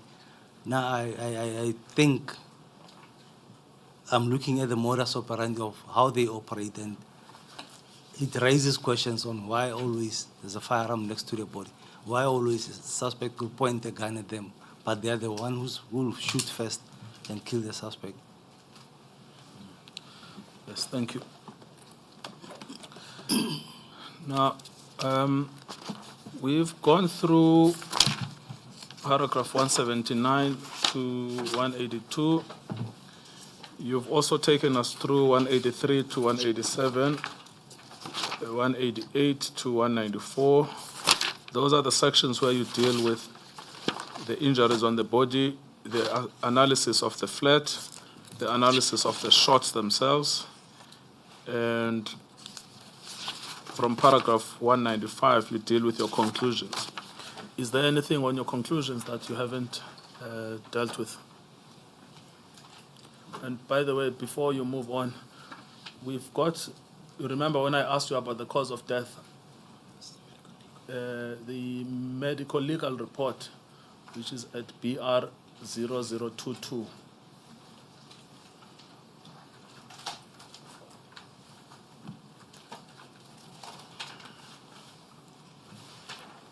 It actually tells us the cause of death. It's gunshot wound to the head and abdomen, involving the chest and blunt force head and chest injuries. What does that tell you? It's gunshot wounds to the head and the blunt force when he fell to the. Those are the cause of death. Yes. So he was shot, he sustained head gunshot wounds. Yes. So I cannot say whether he sustained them when he was up there, the flat, or when he landed on the tarmac. Yes. But so, I mean, we know the only people who killed him, who shot him. That's correct, Chair. Yes. So, And they are from K2Men also. yes, thank you very much. I was asking you to say whether there's anything you wish to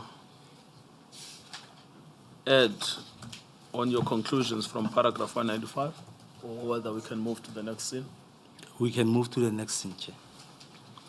Before you go there, counsel on that medical legal report at BR 0022. So the cause of death would have been both the gunshot wounds and the blunt force head injury caused by the blunt Force would head be when he fell from the flat. when he fell from the flat. That's correct, Chair. And on that point, your assessment is that he could well have been pushed. Most likely, Chair. Well, most likely, yes. Okay. So whether one is looking at gunshot or the blunt force, the source of that death is still K2Man. That's correct, Chair. Yes.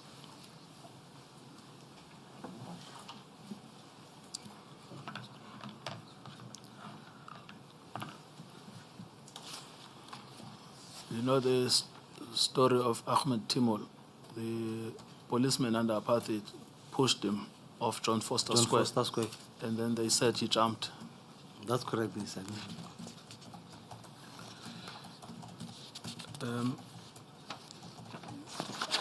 So can we move on to Kwadukuza? Yes, Chair, we can move to Kwadukuza. Staying.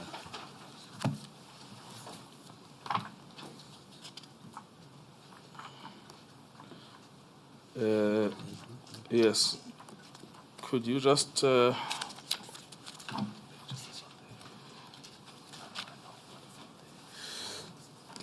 give us an analysis of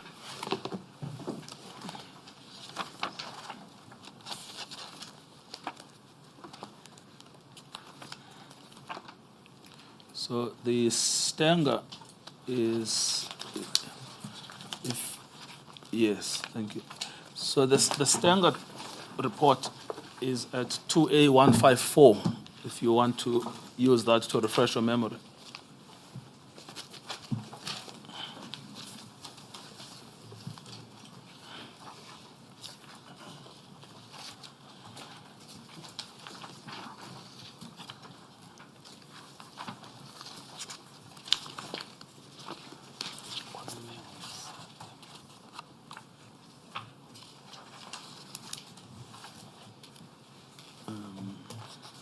So CAS 390908 is Lindelani Buthelezi.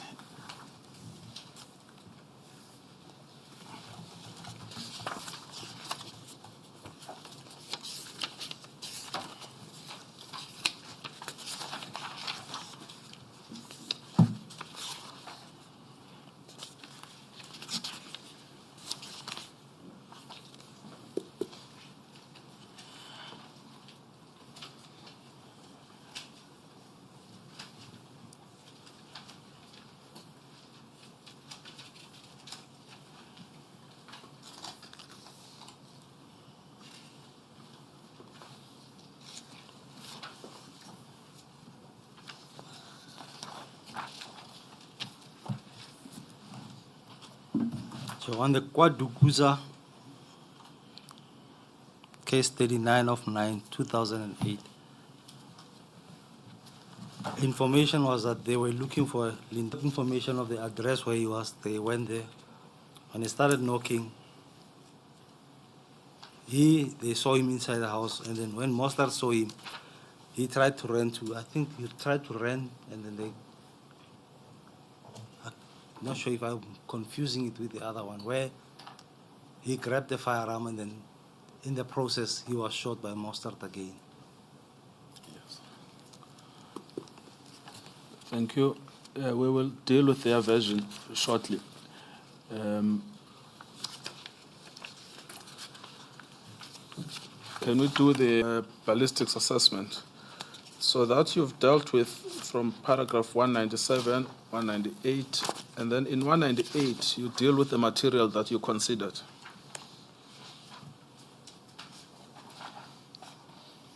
Right, on 198, I examined the contents of the docket and associated forensic material for the purpose of conducting a forensic ballistic reconstruction of the shooting incident. The material examined by me, including, amongst others, the post-mortem report compiled by Dr. Agdo with reference number 322/2008, compiled by Dr. Martinez Albertus Deisel on the 9th of September 2008 at Kwadukuza. The crime scene photo album with reference Devon LCRC 167/09/2008, compiled by Sergeant Van Patat. The crime scene photos on the disc and the statement of Inspector Paul Mostert and the statement by Detective Constable Naidu. Yes, now it's 199 that will come back to it. So can you look into that and tell us if you were afraid that you don't want to confuse it with another scene?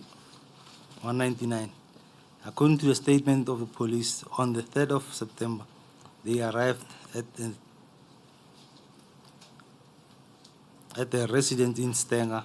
Upon reaching the door, they saw a shirtless male suspect in blue jeans flee from an adjacent room. Inspector Mostert and Constable Naidu pursue him, and they saw the suspect retrieving a pistol from a black suitcase and attempted to aim it at them. In response to the immediate threat, Inspector Mostert discharged his firearm, wounding the suspect and causing him to drop the weapon. Yes. Do you now remember it? Yes, it's the one that I was referring to now. Yes. All right. Thank you.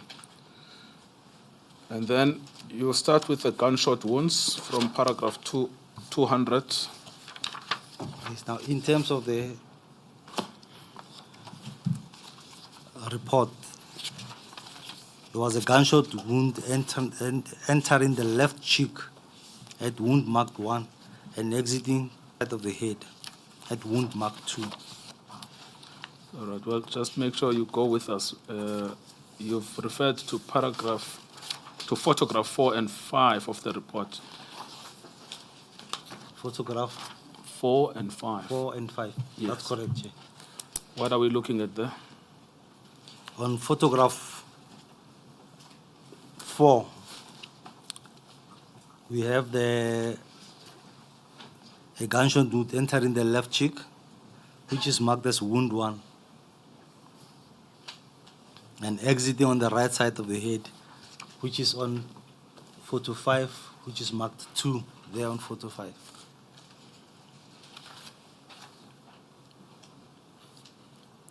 We have a grazing wound at the back of the head, which is marked 3, as depicted on photo number 6. Sorry, before you continue with these pictures, with these photos,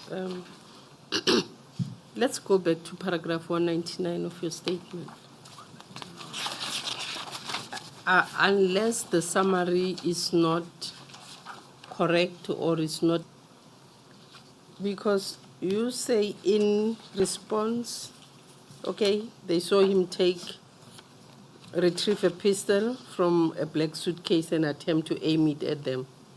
In response to the immediate threat, Inspector Mostert discharged his firearm, wounding, and I'm emphasizing wounding, the suspect and causing him to drop the weapon.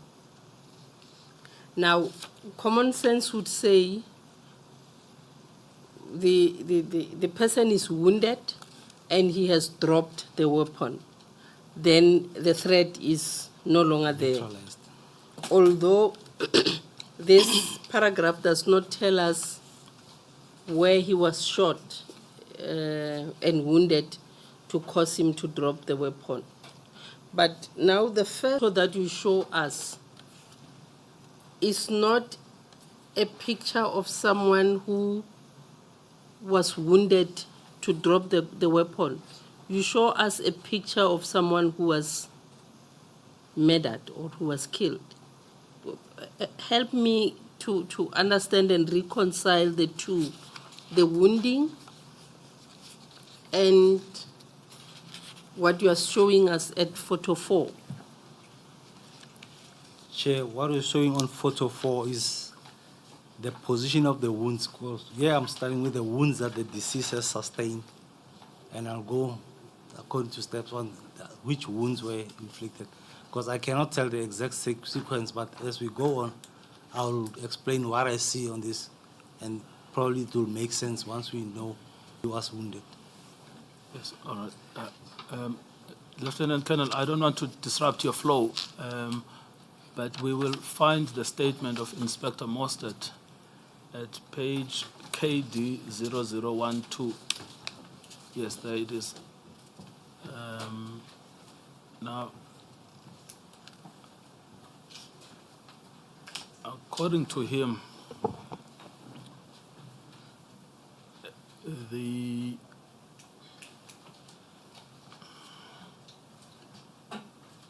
so they had an informer who shows them the house of Mr. Lindelani Buthelezi. And then they go into this house, And then at paragraph 3, he describes what happens inside this house. Says on 2008/09/3 at, this should be 12 midnight, 00.00, the members and I arrived at the house. The door was kicked in. I entered the room, followed by the above members. I noticed a black male dressed in a jean ran to a adjacent room. I immediately followed, and entering the room, I noticed the black male had removed a pistol from a black carry canvas bag. He was in the process to point it towards me.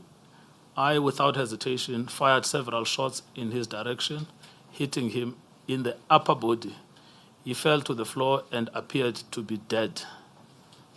Captain Eva entered the room and took charge of the scene, securing the firearm, a pistol. He summoned the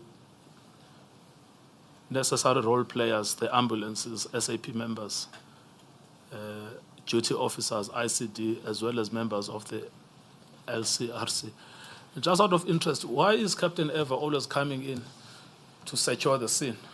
And Chair, if we'll go back to Captain Eva's statement, let's read Captain Eva's, where he's speaking of Captain Eva. You mean the Inspector Mostert? Yes, he said Captain Eva entered the room, took charge of the scene, and he secured the firearm. He secured the pistol, the firearm, a pistol. Yes. When he said he secured the firearm, the pistol, I don't know what does he mean there, because if you look at photo number,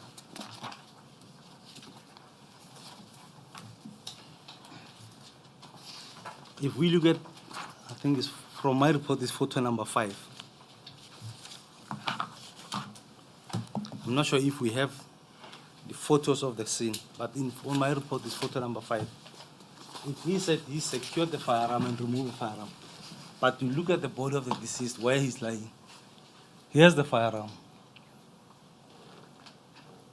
So if he said he secured the firearm, but the firearm is still underneath the body, it's contradicting what he's saying there. Yes.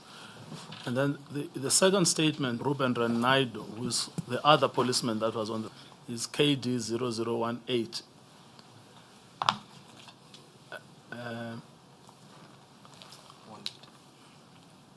Yes, that one. This is how he describes the incident. Paragraph 3, on the same day, I departed with other members from my office to Stenga. The suspect's dwelling was pointed out to us by the informer. On Wednesday, 3 September 2008 at 0001, I approached the dwelling. Captain Ubach, Inspector Mostert, and Inspector Makanya accompanied me. The door was kicked in and Inspector Mostert and I entered. The other 2 members followed. As I entered the dwelling, I saw a black male run out of a room and went into an adjacent room. The black male had no shirt on and was wearing a blue jean. Inspector Mostert and I followed the male to the room. As we entered the room, I noticed the black male reach into a black suitcase and removed a pistol from it and was in the process of pointing towards us. Inspector Mostert fired several shots in the direction of the male. The suspect was wounded and fell to the floor. The pistol fell to the floor. Captain Eva entered the dwelling and took control of the scene. So that's how they describe the incident. One does not say he had no clothes on the upper body, the other says he did, but basically it comes down to the same thing. He came in and then he ran back, and then he found a suitcase. He took a gun. He was about to point it, and then Inspector Mostert shot him, yes. Oh, thank you, Advocate Nkabinde, because it answers the questions that I had on paragraph 199, because now it is clear that Inspector Mostert fired a number of shots. Yes. And according to his observation, the victim fell and it looked like he was dead. Yes. So he literally killed him on the scene, not wound and make him drop drop the weapon, because that would, in one's mind, it would say maybe they shot him in the arm and he dropped the weapon. But he was literally killed because Mostert fired several shots. Yes, thank you. Thank you. Thank you, Advocate Paloma. So, where were you, Lieutenant Colonel? Paragraph 200, yes.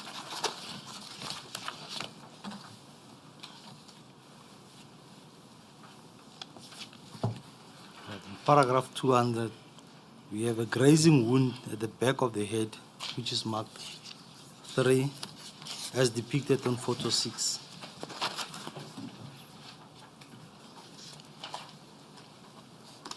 And a separate wound also at the back of the head where a damaged bullet was recovered, which is marked wound 4.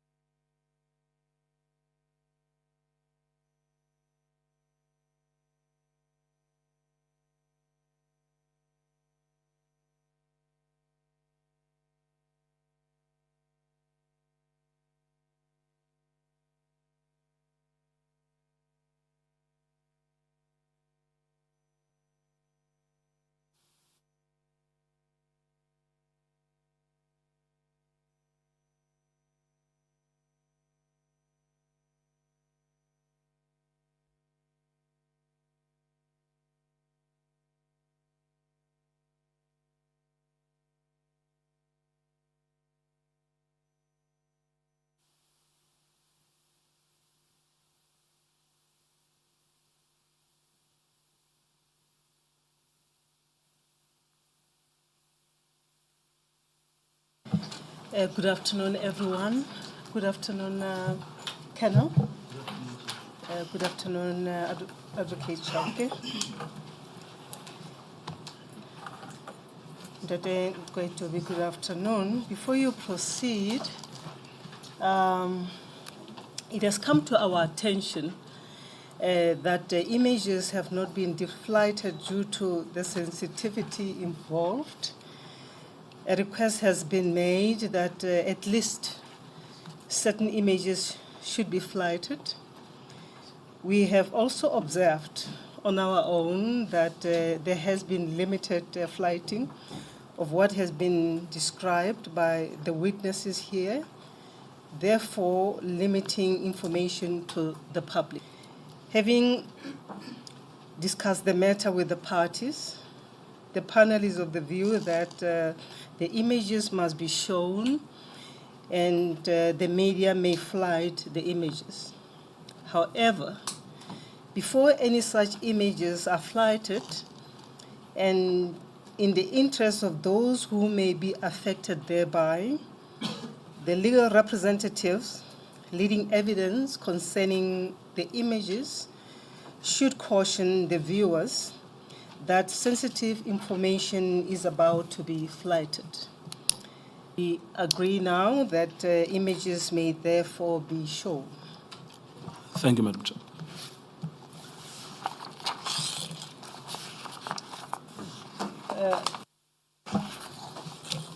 You continue to be under oath. You may proceed, Advocate Gwaitube. Thank you, Madam Chair. Lieutenant Colonel, we had finished Berea. We were moving on to Kwamashu, case 314/11/2008. Is that correct? That is correct, Chair. Yes. Now, you deal with Kwamashu at page 2/59 of your report.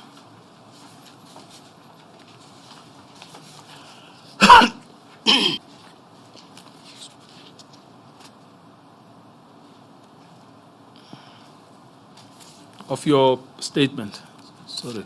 In your report, it's 2A167. 160, yes. You've got it, yes. Now, this is the killing of Mr. Nhlanhla Kutu Masondo.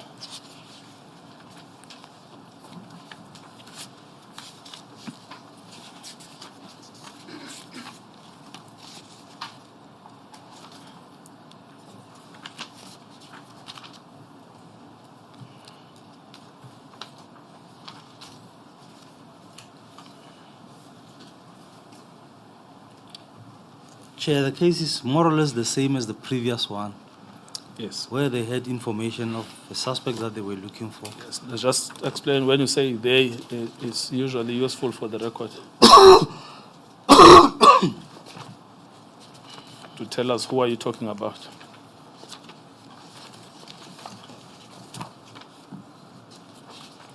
The Berea case. No, we're talking about Kwamashu now. Yeah. Yes. I said the modus operandi on Kwamashu 314/11/2008. It's more or less the same as the Berea 288 case, where they were looking for a specific suspect, And who is they? Tomena members. Yes. And they got the address, they went to the address.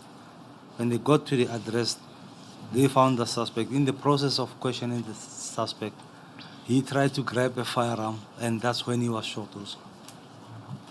Yes, thank you. We will look at the statements now of the police from the docket, but we should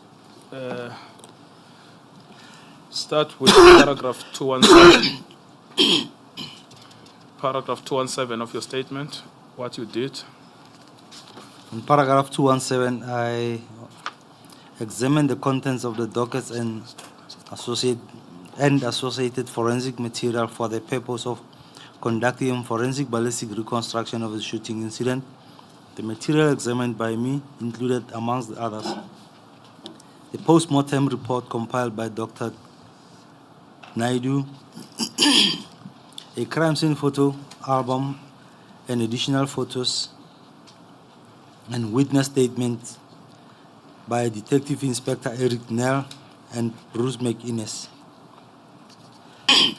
The purpose of the examination was to reconstruct the crime scene, determine the trajectory of the bullets, and provide an expert opinion based on physical evidence. Yes. Now, that statement referenced at 217.3 from, I think it was Inspector Eric Nell.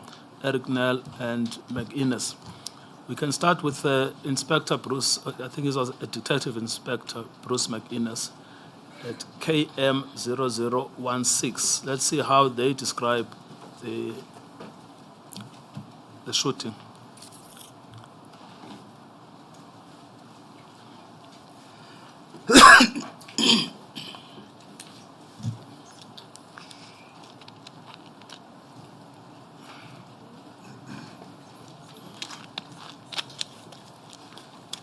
Yes, so it's just behind you there.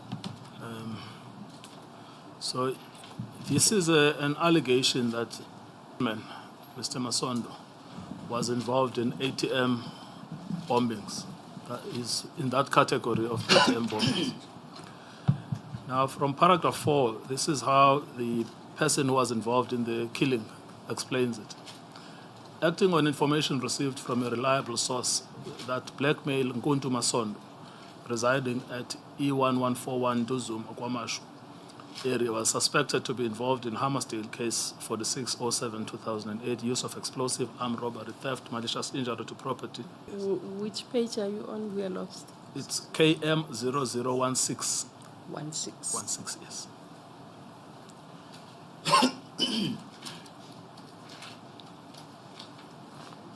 Thank you. So, paragraph 4, acting on information received from a reliable source that blackmail Nkuntu Masondo, residing at E1141 Duzuma, Kwamashu area, was suspected to be involved in Hammersdale case 4607-2008, use of explosive, armed robbery, theft, malicious injury to property, several counts of attempted murder of on-duty police officers and armed robbery, hijacking of an SAPS police vehicle, Mapumulo case 3011-2008, murder of 2 on-duty police officers, attempted murder of 2 on-duty police officers, and armed robbery of cash to the value of 600,000 rands and 12 firearms, and Ketumano case 205/04/2003 armed robbery. So it's a list of offenses they allege that he was involved in. Now, but how he describes what happened at the scene is this. On my arrival at E1141 Duzuma, myself and Detective Inspector Nell proceeded to the house door and knocked on the said door. I announced that I was a police officer from the South African Police Service. The door was unlocked and open. I noticed a black female and a male who identified himself as Nkuntu. I entered the house and requested Nkuntu to take me to his room. Myself and Inspector Nell followed Nkuntu to his room, which is a room attached to the main house. Myself and Inspector Nell entered the room, and Inspector Nell proceeded to interview Nkuntu. I was looking around the room when I heard Inspector Nell shout that Nkuntu had pulled out a firearm from under his pillow. I swiftly turned around and noticed Nkuntu bring a firearm to bear on Inspector Nell. I immediately fired 4 9mm rounds at Nkuntu with my Beretta 9mm pistol with serial number H745057. On further inspection, I noticed a .8 special revolver lying on the bed next to Nkuntu. I shouted from Captain Eva to assist. Captain Eva entered the room, and as Nkuntu was still breathing, removed the firearm from the bed and placed same on a nearby chair for safety reasons. Captain Eva then proceeded to contact the paramedics, who later attended the scene. So that's the explanation from the killers. As you said, it's similar to Berea. That person somehow escapes their clutch for a firearm. They shoot him. In this case, it's not clear that he was dead on impact, but they shoot him. And thereafter, Captain Eva comes in and secures the scene. Is that correct? That's correct. It's the same as the previous one, the same modus operandi as the previous one. Yes. All right. Now, you do your medical analysis from paragraph 219. Now, at this point in time, for the sensitive viewers, there will be images that will be played which might affect those who are sensitive. So, paragraph 219, you post-mortem report with the post-mortem report. And what do you say there? Right, on paragraph 219, the post-mortem report describes the multiple gunshot wounds affecting one, the left arm, the chest and back, the abdomen, the lower body, and the genital region.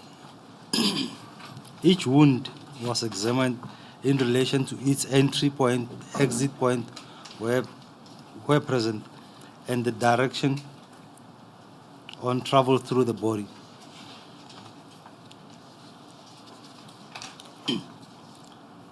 The wounds visible on the crime scene photos correspond with those described in the post-mortem report.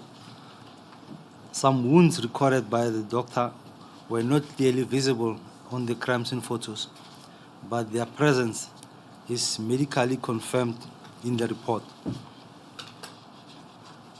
The wounds are analyzed with reference made to photographs 6, 7, and 8, 7, 8, and 9 in the report.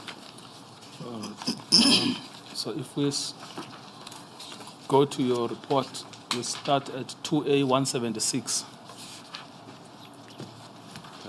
2A17. Yes, that's where photos 6 and 7 appear.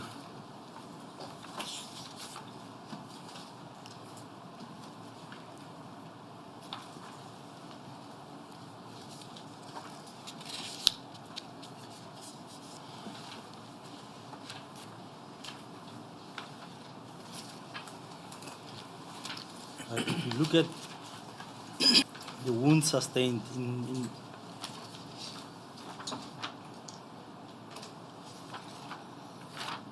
6, we have wound marked 1, which is on the left upper arm.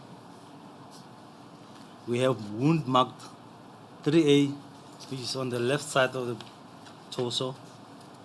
And we have wound marked 4A on the stomach just above the belly button. And we have wound marked 5A just below the belly button. Now all these wounds are the entrance wounds that the deceased sustained. So you're looking at photo 7. On photo 7, 6 and 7, yes. Yes. All right, thank you. Right, if you look at the back on photos,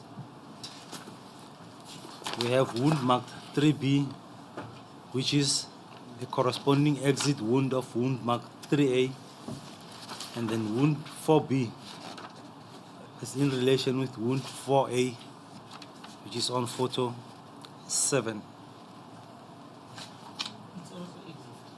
Is the exit.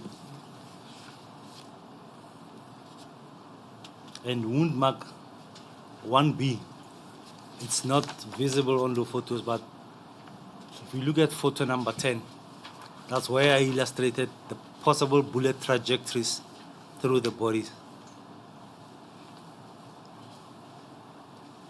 I see. So the arrows are showing the direction of the bullet. That is correct, Chair. The arrows are showing the direction of the bullets. Now, if we look at our bullets, your entrance will be this one here at the back. This one, the entrance in 3A is there. It goes back, it exits here on 3B. And then 1A, it exits on the arm, it comes in, it exits again on the chest, and then exit around that area. You said 1A is exit. I thought you said is entry. 1A here is the entrance, Entry, yes. and then the exit of it, it's here at 1B. Yes, thank you.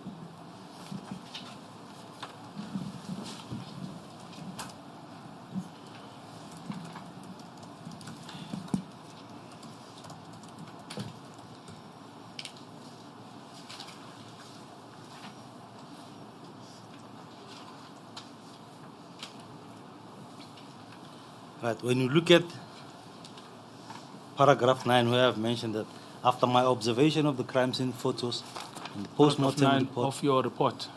of my report, yes, on page 2A178.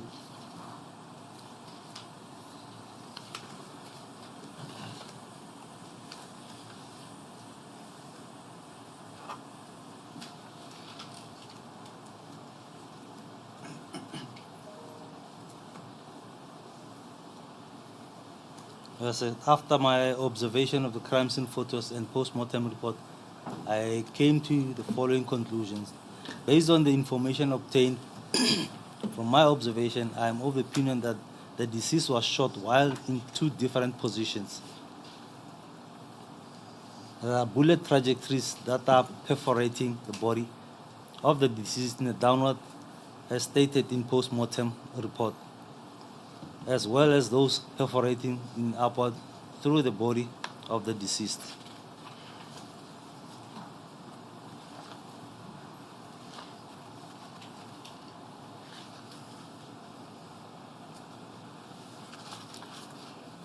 I said it is not possible to confirm the possible position of the deceased when some of them inflicted, since there was no possible bullet or bullet marks visible on photos that emanate from the bullet, on photos emanating from bullet perforating from the body of the deceased. The possibility of holes in the bed and not being visible cannot be excluded. Entry wound marked A4 could have possibly been inflicted while the deceased was in a standing position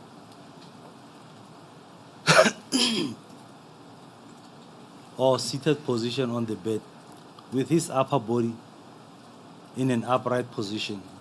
The trajectory of wounds marked A1, A2, A3 and A5 are upwards from left to right and are consistent with the position of the deceased as he appears on the photos. Yes, can you just stop there, because that portion did interest me. What point are you making here? Was he shot while lying down or not? Right. The first one I said,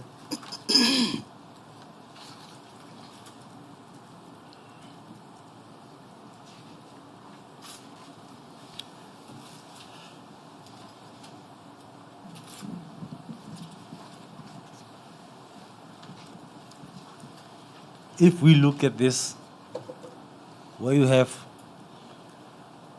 entrance wound marked A1 and exit wound marked 4A and exit marked 4B. If in a standing position, your trajectory is upward. It enters here and it goes up, it exits at higher position. Because when you look at these ones are going down.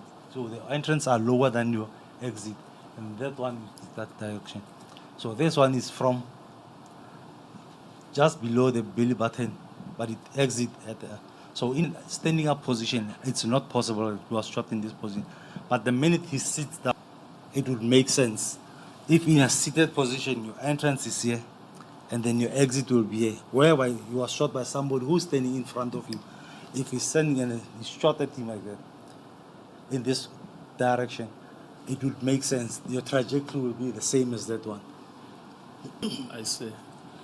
Can you look at photo 11 and then perhaps just repeat what you've said in reference to photo 11? Yes, that one. Yes, photo 11. I'll say the shooter most likely will be standing here. When he shot at him while in a seated position, so your entrance will be here, and then your exit will be up. So it will be a trajectory that makes sense too. And then the other wounds which you inflicted, when standing here, shooting at him, your entrance is here, your exit, and then this one goes to that direction. So it was most likely that the first wound could have been where he was shot standing and then he fell, sit on the bed. The second one was inflicted, and when he slunk to the backward, the third wound was inflicted. Yeah. Yes. So two of those wounds were inflicted while he was in a seated position. That's correct, Chair. Can we say it was a seated position, or it was either seated or lying position? The wound 4A and B would be in a seated position, Okay. and that could be in a position where he was lying down towards his back. Which on one? the bed. That would be, if you go back to the, Photo 10.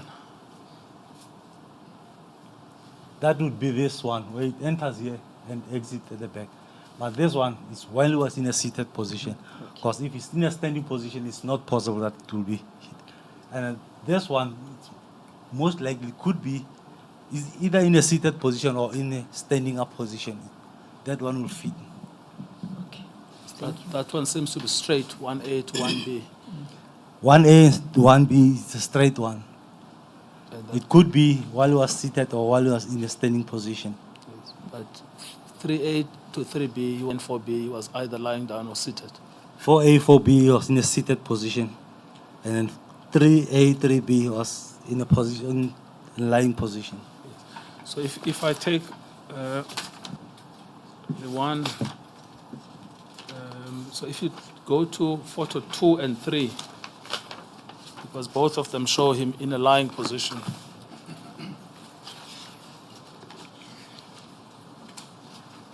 So just go to 3 for now.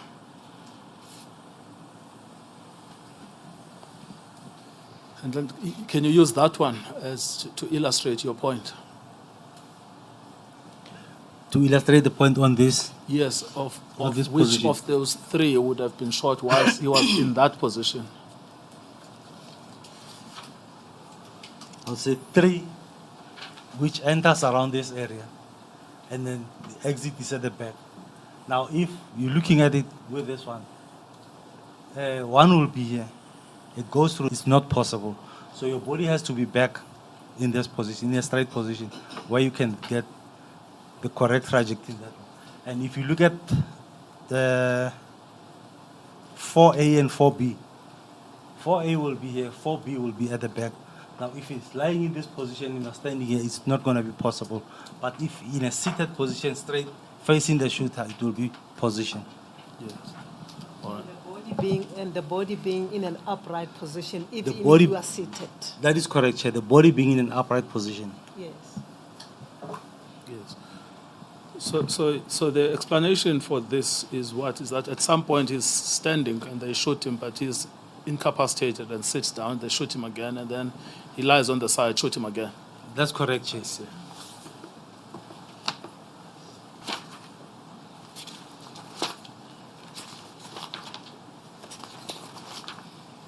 Yes. So you were still at paragraph 9.2 when I stopped you of your report.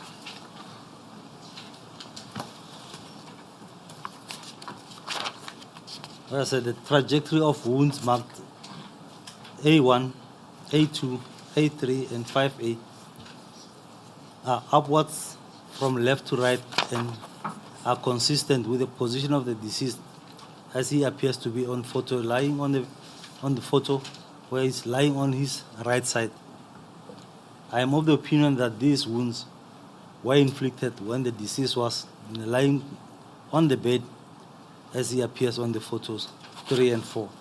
The shooter was positioned in front of him with a firearm area, with a firearm. Now the area in front of him, next to the chair with a firearm. The area is marked in red as it appears on photo 11. Yes, we can see the chair on photo 11.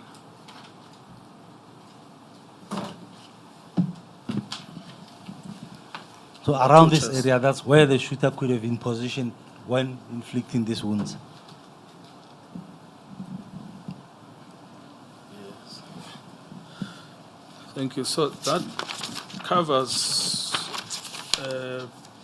from paragraph of your statement 219 right up to 232. Now that's an analysis of the wounds sustained by the deceased. Now I want to look at the physical evidence around that, which is what you deal with at 233. I mean, there's something here which is,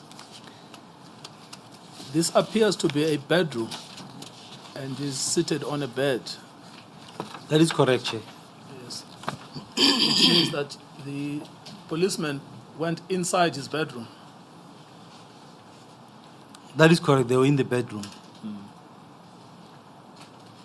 And they shot him inside his bedroom.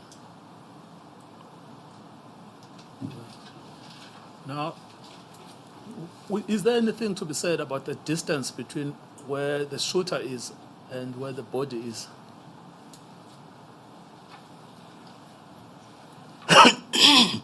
Chair, I cannot comment much about the distance because there's no mention of any visible propellant particles or tattooing on the body. But on the body, we wouldn't be able to get the tattooing because he's wearing clothes. So if a person is wearing clothes, the propellant powder particles will not penetrate the skin but will land on the clothing material that the person is wearing.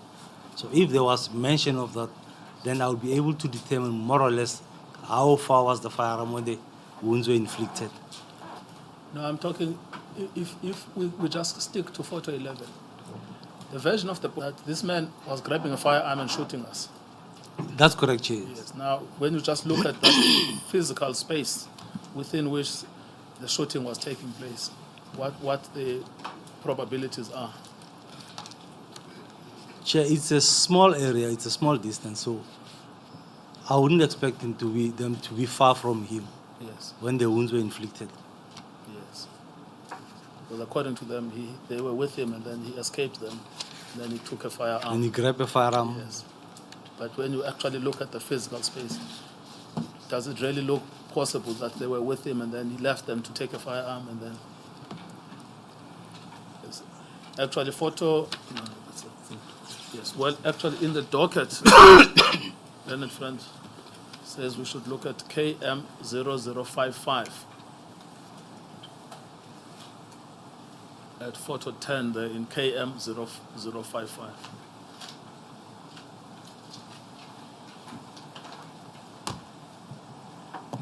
Yes, that's the picture. It's showing the other side, which is where they were standing.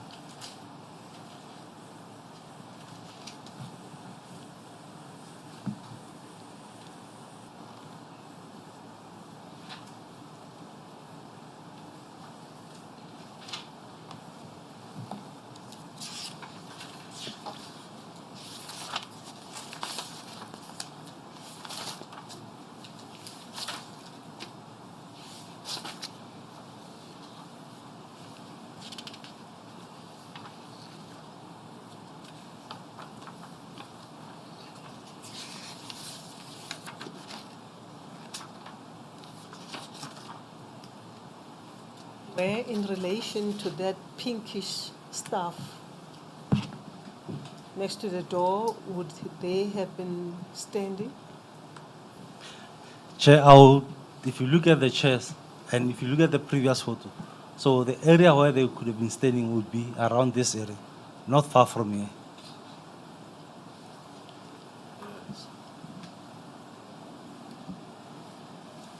And I mean, what is your estimate of the square meters between that and the deceased? Well, in the bed, really, because he was sitting on the bed when he was initially shot. Firstly, he was standing up. So it seems that it would have been a very, very short distance. It could have been a very, very space between the two. I would think at least a meter or a meter and a half away from the deceased. Yes. Yes. Because I'm trying to reconcile this idea that he left, went to take a firearm and came back, and then doesn't appear to be supported by just the physical evidence.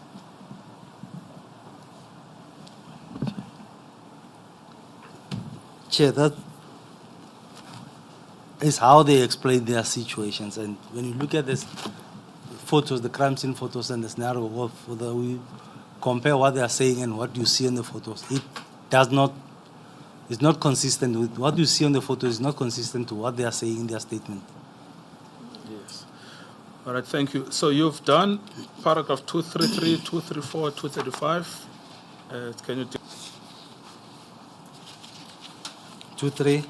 3, 234, and 235? Right. 23, 233. 233. Yes. Right, in 233, it said some bullets traveled upwards through the body from left to right. Some traveled backward and upwards. At least one traveled backward and downward from right. One bullet was recovered from from beneath the skin in the back area and was described as a 9mm full metal bullet. The variation of bullet direction is significant. When a bullet travels upward through the body, it usually means that the shooter was positioned lower than the body. When a bullet travels downward through the body, the opposite is usually the truth. Now, in these instances where the bullet is traveling from downward it's in the instances where the victim or the deceased was in a seated position, as it appears on wound number 4, where it's 4A and 4B. Yes. Thank you. So that's, you deal with that at 236. 237 you've explained, and 238. 239 and 240 you've dealt with that. And 241 right up to 246. You've covered those in your explanation. That's correct, Chair. Correct, yes. Now, under your conclusions, you said that a 9mm was used, and we know the killer because he has confessed that he was the killer, Eric Nair. That's correct, Chair. Is he one of those who once competed with Mostert about how many people can be killed? That's correct, Chair. It's Mostert, Eric Nair, and Van Tonner. Yes. Is there anything in your conclusions that you wish to highlight that you haven't had a chance to say? No, Chair. I think I've covered that. Thank you. Can we move to the next scene, which is Rustenburg, at page 2/66. Now, this is the first time we get a case outside of KwaZulu-Natal, which is the geographic scope of operation of Cato Mano. And we've come across this name before. The person they killed here is Mr. Sfiso Ndimande.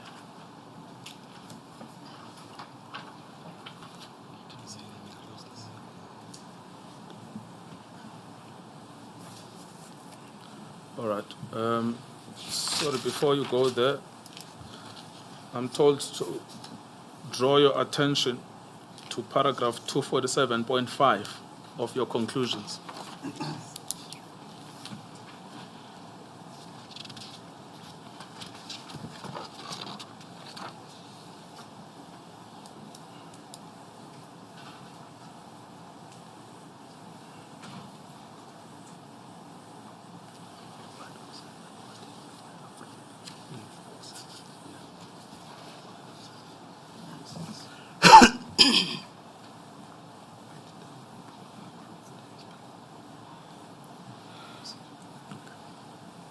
So that idea of pulling a firearm from the pillow comes from the statement by Mr. Eric Nair. That is correct, Chair. Yes. What do you say at 247.5? 247.5, I said the reconstruction does not support that he was shot while actively reaching under a pillow for a firearm. Yes. Thank you. So we are in Rustenburg. This is the killing of Mr. Sfiso Ndimande.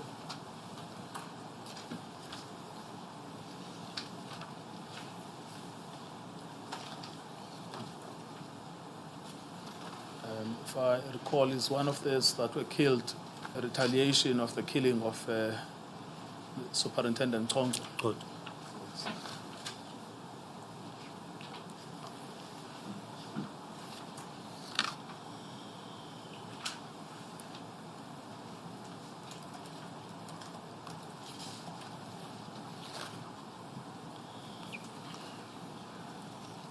Could you tell us briefly what was happening here?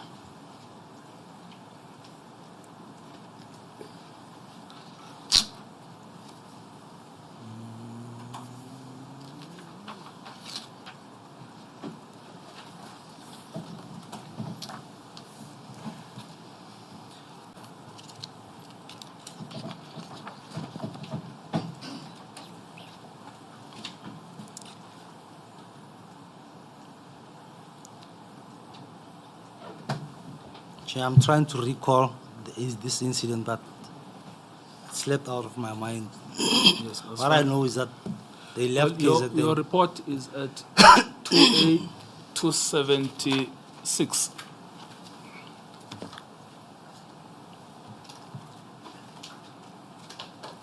To A 276. 276. Yes.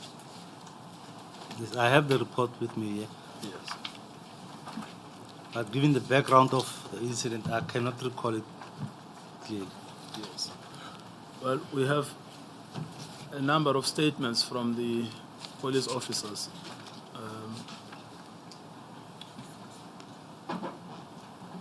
From the docket itself.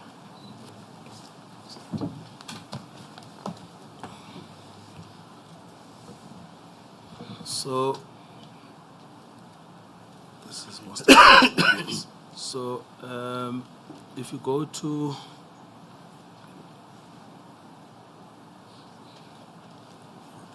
RB 0013.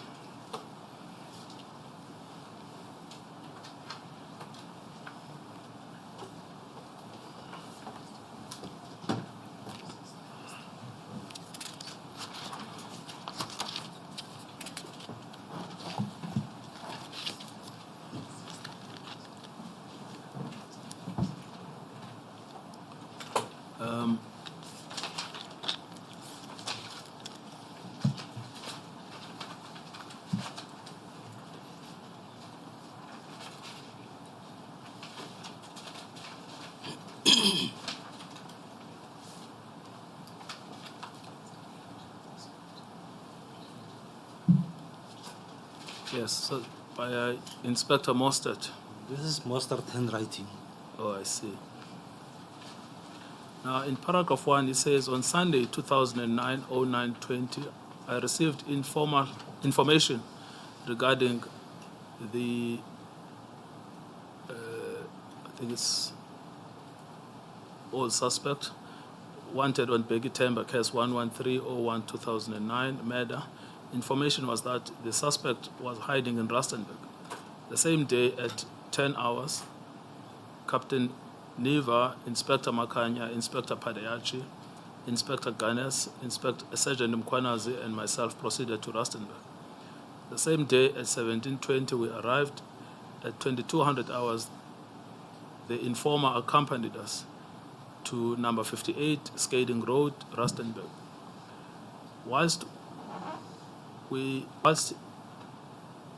Where he pointed the house out to me at 23:10, the members, what is this?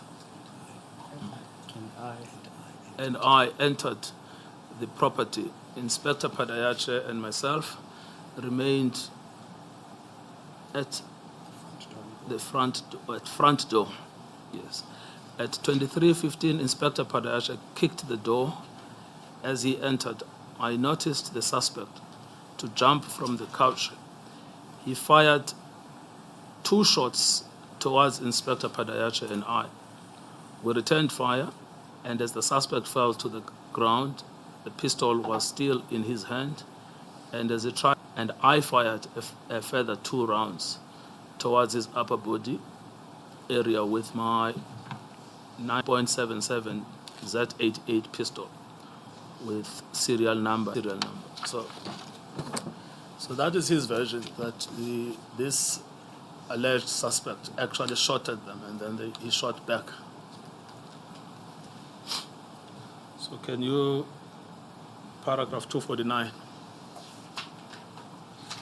of your statement.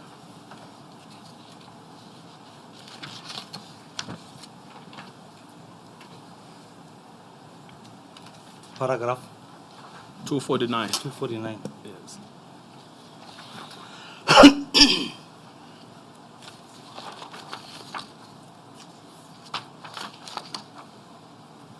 In paragraph 249, background.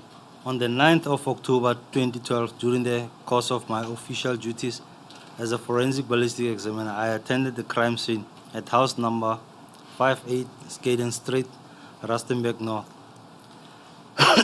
At the request of investigator Musia Poa upon arrival at the scene, I conducted an examination, a forensic examination of the premises for the purpose of reconstructing the shooting incident.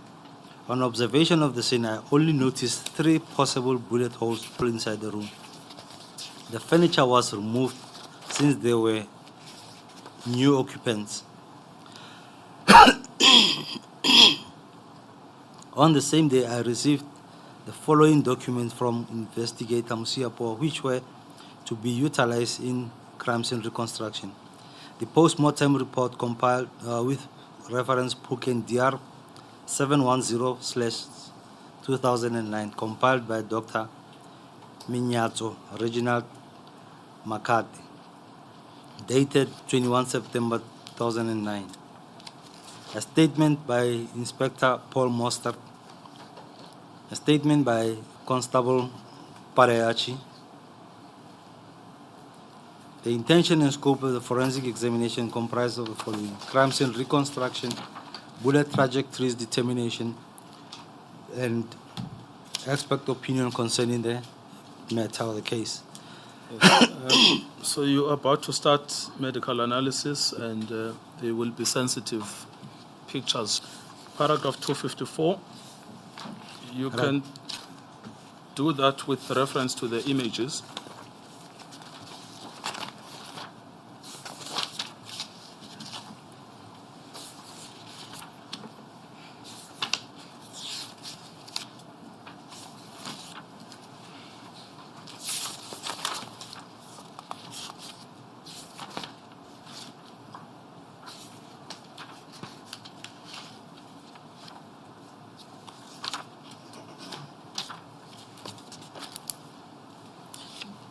Chair, on the photos that I have, most of the bullet wounds are still invisible in the photos. Only the position of the deceased and the gunshot wound through the head that is there. Right, on 2 deceased sustained multiple gunshot wound to the orbital region, which is wound 1, that is on the head, and wound 2 is at the neck. Wound 3 is on the shoulder, and wound 4 is on the bicep. Wound 5 is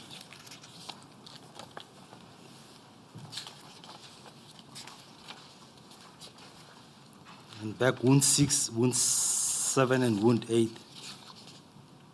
In terms of the post-mortem report, the wound patterns show that one bullet passed through the head and the neck, and the same bullet re-entered the body at the shoulder and exited through the arm. Another bullet caused the angled entry wound and traveled downwards.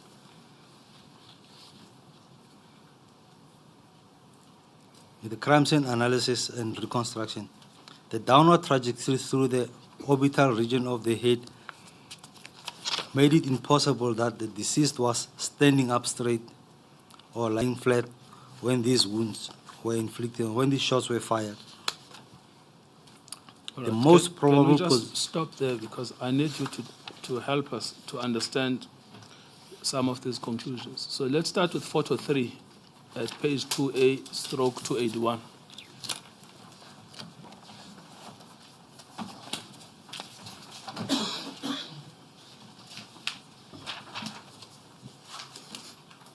Which photos? Photo 3, Madam Chair. 2. Page 2A/281.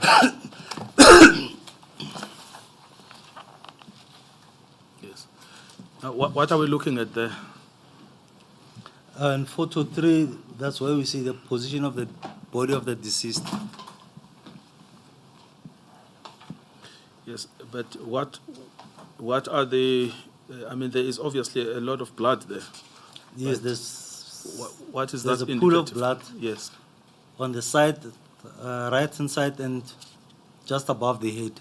Yes. Indicative of what?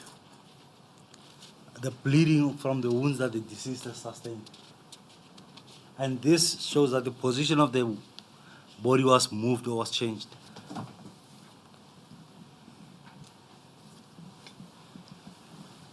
If we look at the bleeding that is here, from there you see that it moved to that side. We look at the saturation of the bleeding on the T-shirt of the deceased along the left shoulder. So basically this part was most likely here. When they moved the body to that side, it only created this trail and then the position is changed. Yes. Thank you. And then in photo 4.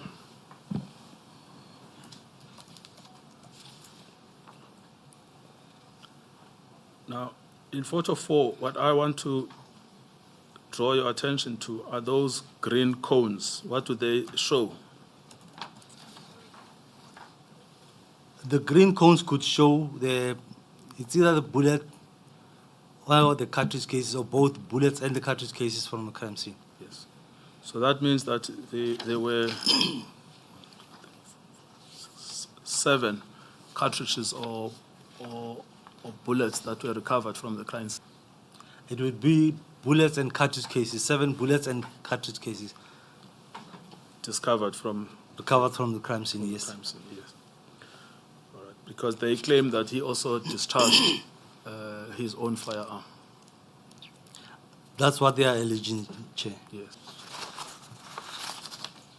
Now, then, where you were looking... Sorry, Yes. Advocate, before you proceed, what could have been the reason to move the body from its original position? Would it have been to take pictures, or what other reason could have been? Chair, sometimes it would depend. It would be pictures of the body, or it would be when the paramedics are there to certify in there. In some instances, they'll turn the body so that they can check. Now, thank you, madam. And then I want to go to photo 5 and 6, which is at 2A to 82.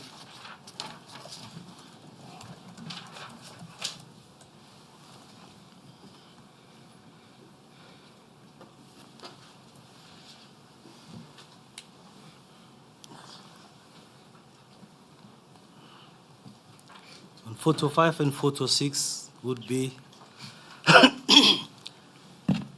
it shows the position of the cartridge case, which is J, and here you would see the bullet marks or the bullet defects on the wall and on this room divider.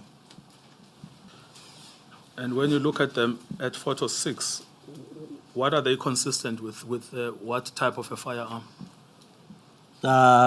It's most likely a handgun, a pistol. A pistol. And that's the handgun that Mr. Mostert used. That is correct, Chair. Yes. Now, just on that point, I mean, I never see in these pictures and cases and dockets Mr. Mostert using a machine gun. He is always carrying a 9mm. Chair, in most cases where Warrant Officer Mostert is involved, he's using a rifle. Yes. But in terms of the deadly impact, which one is deadlier between a pistol and a rifle? Chair, I would say both of them are deadly, but the rifle, it's more because it has a lot of pressure, it has a lot of energy that it's transferring to your body. So the rifle will be more effective than a pistol if you compare it when shooting at a person direct. Yes. But in shooting at a person, maybe inside the vehicle or behind any other object, I would say pistol will be, in most cases, compared to a 5.56, your pistol will be more effective than the rifle. A pistol is effective. When shooting behind an object, I Like, see. let's say, you are shooting at the person who's inside the vehicle. As I said, with the 5.56, when it hits the door panel or the panels of the vehicle, those bullets, the 5.56 fragment easier. But with a 9mm, it will not fragment. It will just go through. Yes. All right, so when you look at the position holes in LK photo 6, those will be consistent with a 9mm. That is correct, Chair. Yes. And we know here that Mr. Mostert actually used a 9mm. That is correct, Chair. Yes. And then photo 7 and photo 8, they are the same holes but in closer proximity. That is correct, Chair. Yes. Photo 7 and 8. Photo Yes, 7 7. and 8. You agree those would be consistent with a 9mm? That's correct, Chair. And then there are further holes again at photo 9 and 10 on the wall. Yes, that's correct. That's the bullet hole was marked B on the wall. Yes. Is that also consistent with a 9mm? That is also consistent with the 9mm. Yes. And then there is photo 11 and photo 12.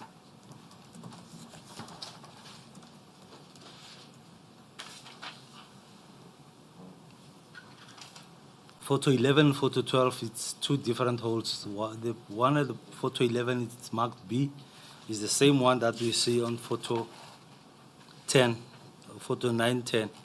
And then there's photo marked A, which is in the sofa and in the wall. Yes. Yes. Now, then I want to take you to 13 and 14 because that's where you were giving the explanation of the at paragraph 254 and 255 of your statement. So starting with 13.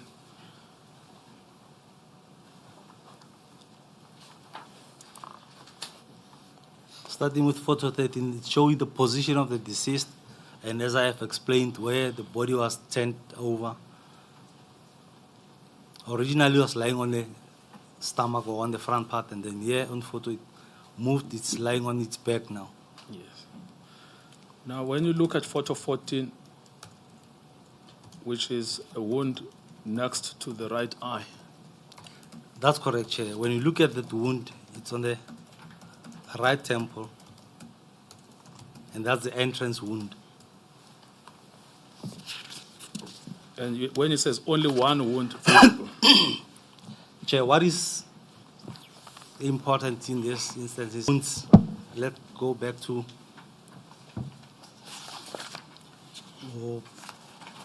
paragraph 2.5. The deceased sustained multiple gunshot wounds on the optical region, which is wound 1. That is the wound that you are looking at now. That's the head wound. And then the wound 2 would be on the neck. And then wound 3 would be on the shoulder. And wound 4 would be on the bicep. And backward. Now, if you look at these wounds that I've just mentioned, it gives the impression that these wounds were from the same bullet. So it's only one shot fired. So what I'm looking at now, and I want to explain from this photo. If we look at this photo, if we look at this wound,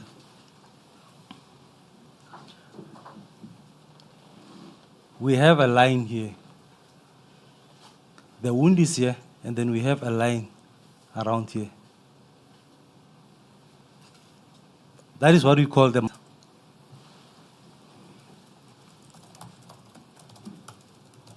Right. With the muzzle imprint, it shows that when the shot was fired, the firearm was pressed against the head. So this is a contact shot where the firearm is pressed against the head. So when the gas that comes from the muzzle of a firearm penetrates the wound, the skin would expand a little bit and then contract back to its original position. When it expands, it picks up the muzzle of the firearm. This is the muzzle of the firearm, how he was shot. The head of the deceased slanted to the left. The firearm is pressed here. A shot is fired. It enters here. It exits on the neck. It enters on the shoulder. It exits on the bicep.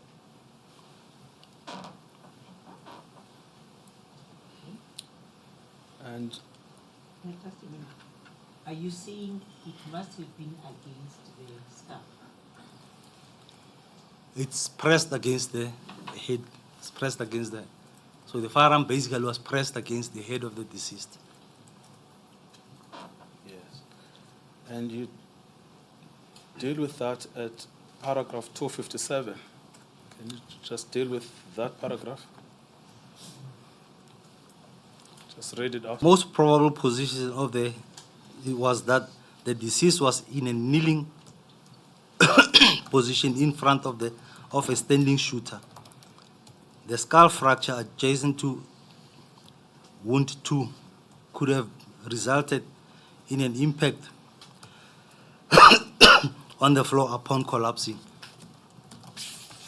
So, as I understand, then you are saying two things. The one is that the firearm was pressed against his head, but also he must have been in a kneeling position. He must have been in a lower position, most likely a kneeling position. It could have been a sitting position, where the shooter did not shoot at him while he was in a standing position.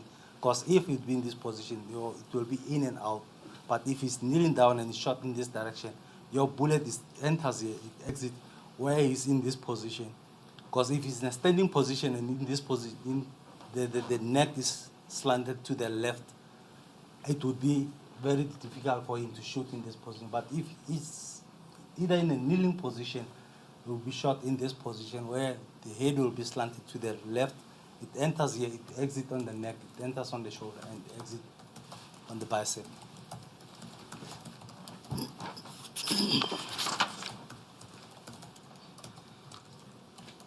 And then paragraph 258. On paragraph 258, the blood saturation pattern indicated that the deceased initially was lying down and was subsequently moved. So that's what I was explaining, that he was initially lying on his stomach and then he was changed. The position was changed.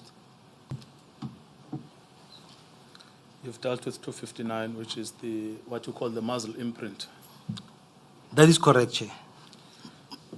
Can you just give us your expert opinion on this version that has been given by Inspector Mostert, that basically this was an exchange of fire? Because the deceased shot at him, he shot. Chair, And he claims, according to his statement, that it's actually a number of shots, but the fatal one is one. Chair, I would say the shot that was inflicted is this one, where he was shot. But I don't see any other shots fired towards him where he was away from them. Because in this one, it's at close range and the firearm is in contact. So meaning the deceased was very close to Mostert, but the firearm was in contact with the head of the deceased when the wound was inflicted. It's not that he was there and then was shooting at Mostert, Mostert was shooting back at him. It's not possible. I do not agree with that version. Say it's just impossible. It's impossible for that. I mean, if your opinion is that it's impossible, then I will be arguing to he's lying. I would say so, Chair. Yes. Thank you. Your conclusions are at 261 to 265. If there's anything there that you wish to add that you haven't said so far. I misled you. At paragraph 259, the photographs 15 and 16, you hadn't actually dealt with them. They are at 2A 288. So I need to give you a chance to comment on them. 2A 288.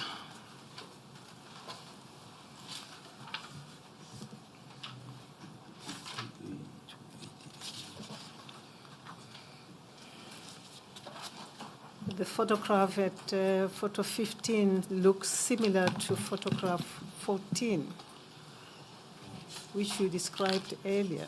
Am I right? That's correct, Chair. That's the one that I've explained. Because this is the position, the position of the wound. And if you go to the next photo, photo 16, that's where the muzzle imprint is clear. Oh, I see. It's a close-up of the muzzle imprint of the firearm. And then you also dealt with this, what you call the saturation of the blood, which is in photo 17. Yes. On photo 17, that's why I said, if you look at this part of the saturation of blood, it was originally here. So when they moved the bodies to the side, and then that side came to the side, you see this. Because if the original position would be this, bleeding would be downwards, but will not go upwards. If he's bleeding on the shoulder and he's resting, the bleeding from this wound would not come to that direction, would go to the lower area because of gravity. If you look at this, your bleeding goes down there from the nose. It doesn't go to that direction. It will go down because of the gravity. Yes, no, thank you. All right, so you've covered everything in your report. And did you say you wanted to comment on your conclusions, or are you satisfied that you've Chair, I'm said- satisfied with it. All right, thank you. Can I ask Yes. a question? According to the witness explanation, it seems that it was just one bullet, and correct me if I'm wrong, one bullet that went through the head and into the shoulder, out through the bicep. That is correct, Chair. And then, but not unless you are referring to only those that you could see from the from the photos, but at 260, at paragraph 260, you refer to the shots to chest were most likely subsequent shots to the head wound 1 and 2. Does it mean that there were further shots? There were further shots fired, but the wounds are not visible on the photo. I couldn't elaborate more on them because I don't have any photos of those wounds. Thank you. Yes, I mean, that one shot, I suppose we've used the word fatal. This will be the fatal shot that went through the head. So is that the point you were making, that the single fatal shot was that one? That's correct, Chair. Yes. But I suppose if the point made is to be considered, according to your explanation, he would have been shot first from the head and rendered incapacitated, and then shot again on the chest. Chair, that's why I said I cannot comment more on the chest wounds because I haven't seen them. I don't know how they appear. But it could be that he was shot maybe first on the head or was shot first. That's why he was down and then the head shot. It's possible also in the scenario. Yes. Because you say the head was definitely either him sitting down or kneeling. That's correct, Chair. But I suppose, But I would think it will be most likely in a kneeling position because if in a seated position, it would fall easier. But if in a because the skull has cracked, so it would be the impact when the head hit the floor, creating the cracking because the bullet has already caused damage to the skull. On impact, it will fall, cause more damages to crack the skull. yes. Yes, I mean, yes, it would also be difficult for the actual gun to touch the skin, which is what you found. Yes, I'm saying that unless he is in a fixed position, it would be difficult for the gun to touch the skin. That's correct, yes, sir. Thank you. Can we go to escort at 269? Before we go to escort, we'll take a comfort break for 15 minutes. Before we do that, correctly that Mr. Mostert was using a 9mm. That's correct. She was using a pistol, 9mm pistol. And all these wounds, the injuries, were sustained as a result of the use of the 9mm. That All is of correct. them? That's correct. The wounds that I have just explained here were from a 9mm pistol. But what do you make of the statement of Inspector Padayaki at RB 0011, paragraph at RB 0012? Maybe you can read from the previous paragraph, but he says, he described where this suspect was sitting.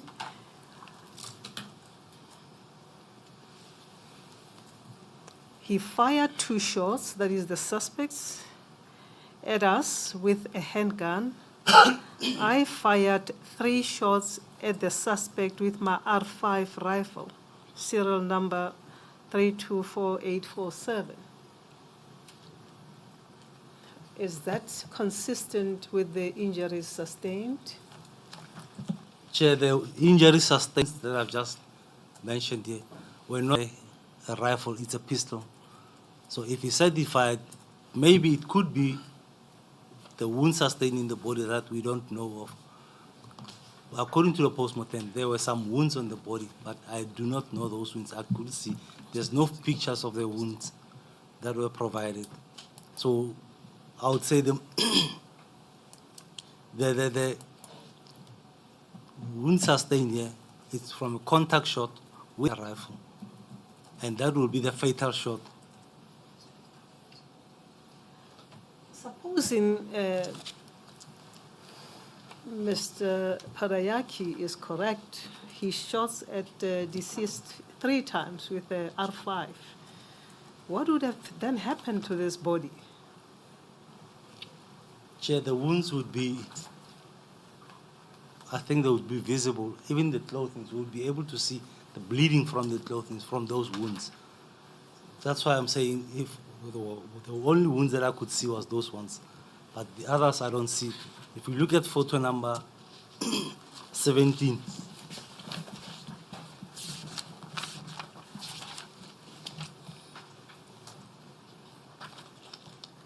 right, on photo number 17, if you look at the whole body here, there's no other wounds. The only wounds are this one and the ones that come through, that exited here. So these are the only wounds that are visible on the photo. So if he shot with an R5, then there's no wound that would be from an R5 that is visible on the body here. But if that were so, having explained to us the effect of using a rifle, a R5, what could have happened to this body? It would depend on where the bullets hit the body. If it would hit the body somewhere around the body, then it would not be the same size or the same diameter as the wounds from a pistol. The likelihood is that Detective Padayachi is not telling the truth, because the pictures are not consistent with what he describes in his statement. The likelihood would be, I would say, it would be that he missed and the bullet either hit the floor, hit something fragmented, created all the bullet holes that we see inside the wound, inside the house, or inside that room.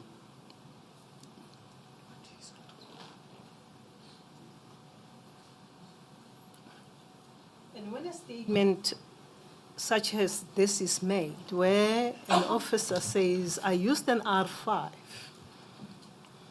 we know not used by the police, am I correct? The R5 are used by the police. Used by the police. That's correct, yeah. Shouldn't this firearm have been taken for testing? It would have been taken for testing also. As well as the pistol that was pistol. used by Mr. Mostert. That's correct, yeah. Were they? I am not sure. I'm not sure. Meaning that Chair, I went to the scene in 2012 and the incident occurred in 2008. So I would not know. I'm not sure if it was taken to the lab.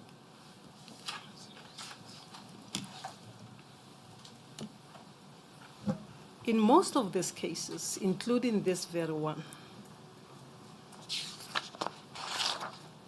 That's correct, Chair. It was investigated by IP, Mr. Musiapo, Musiapo.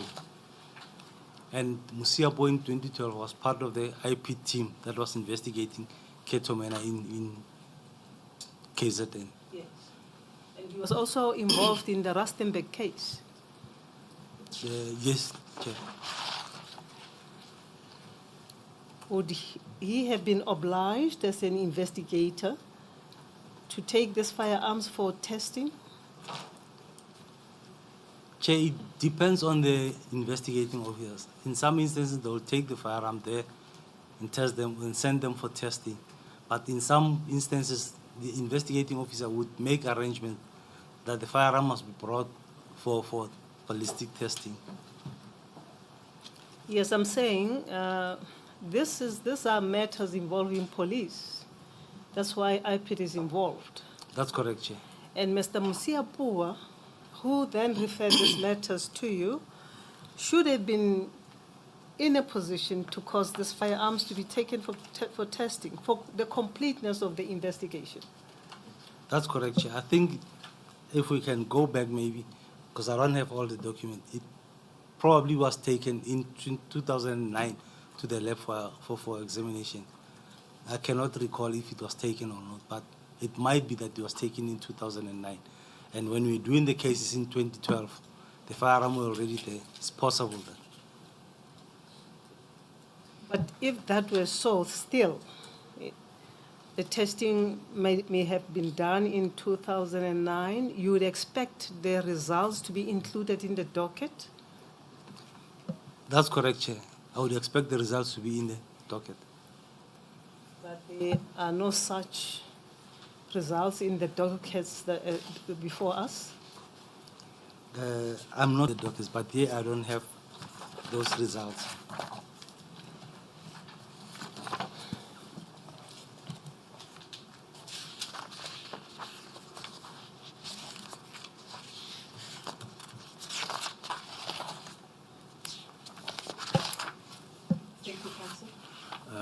Thank you, Mr. Chair, I have a question, but I can reserve it for after the short break. Yes.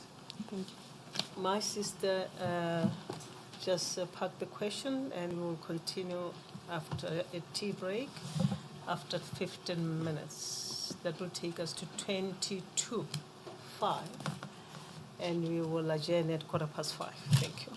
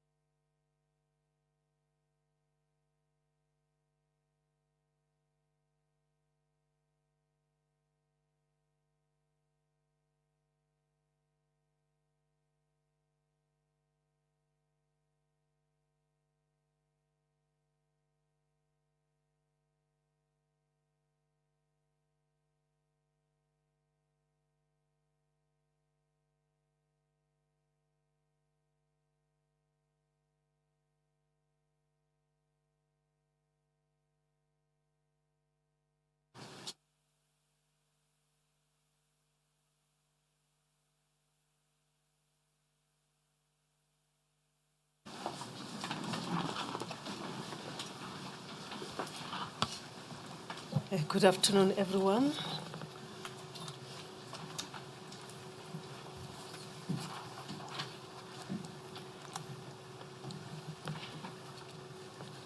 Good afternoon, Colonel Mangena.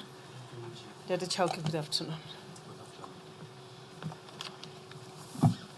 You are still under oath, sir. I'm still under oath, Chair. You may proceed, Council. Thought there was a question from the panel. Yes. Yes. I have a question. Oh, by the way,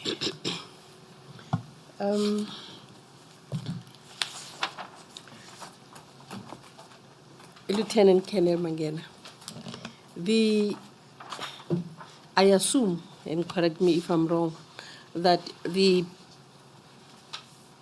person or official that is more qualified to tell us about the wounds his body is the doctor who the pathologist. Am I correct? Chair, you are correct. Okay. I'd like to refer you to RB 0059.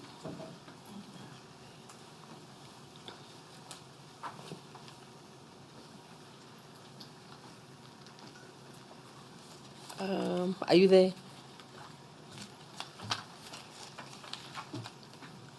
Okay. Yes.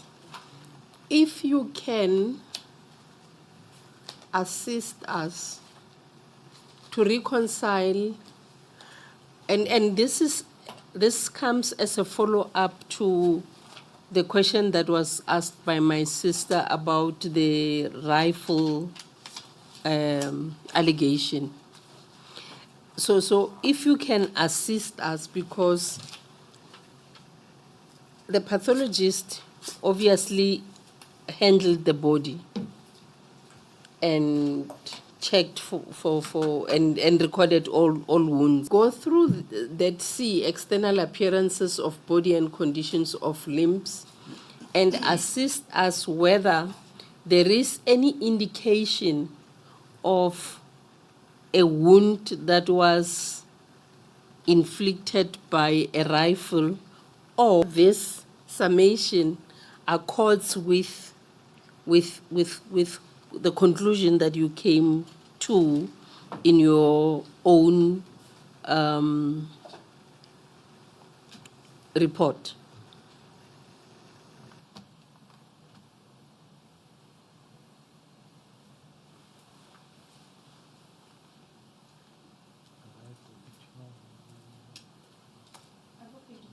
I'm not sure,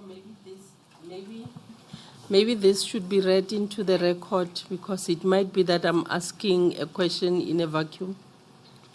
Yes, that is correct. Thank you.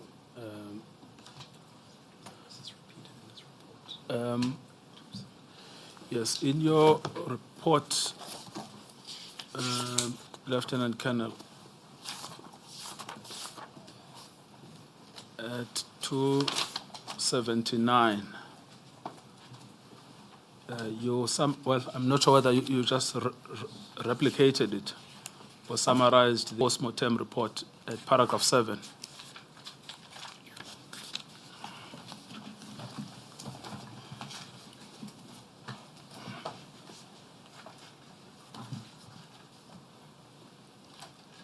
A279. 2A, 279. 279. Yes.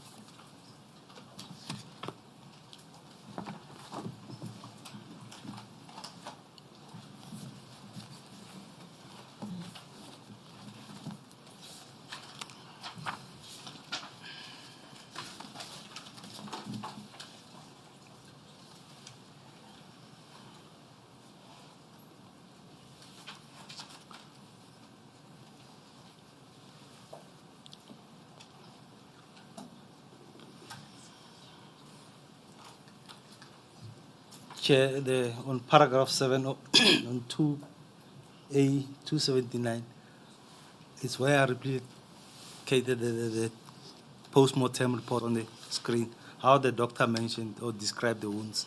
Yes. Could you read out then the contents of paragraph 7 into the record?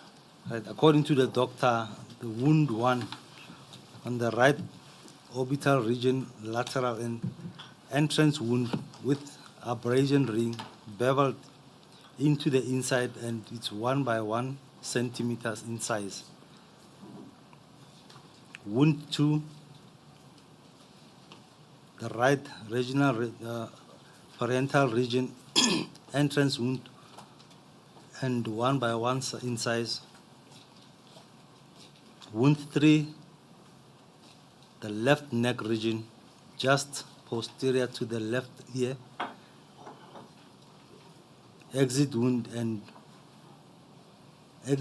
of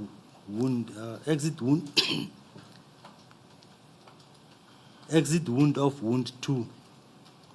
So wound 3 communicate with wound 2.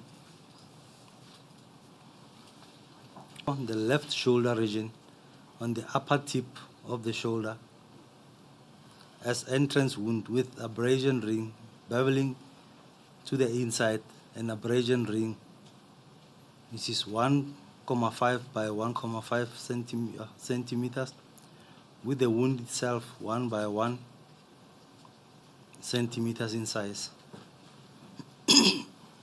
Wound 5, left bicep region, anteromedial, as exit wound of wound 4. Wound 5 communicate with wound 4. So these are the wounds that I have mentioned on the left hand side from the side right, and then Okay, so just stop there. You remember the 7.6. question was whether with your findings. So you say wound 1 up to wound 5 is consistent. it's consistent, Chair. Thank you.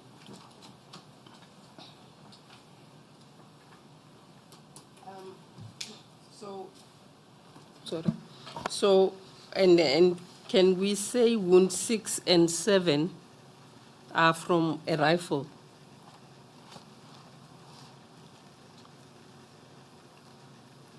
I would say from the rifle, because on 7.6 he said wound 7, it's a grazing wound with bullet coming from the left side of the patient and the wound is 2 centimeters to the left of the spine and just grazed the so meaning it did not penetrate. This one did not penetrate. It only grazed the side, the back side of on the left hand side. And then wound 7 on the right spinal region caused by same bullet.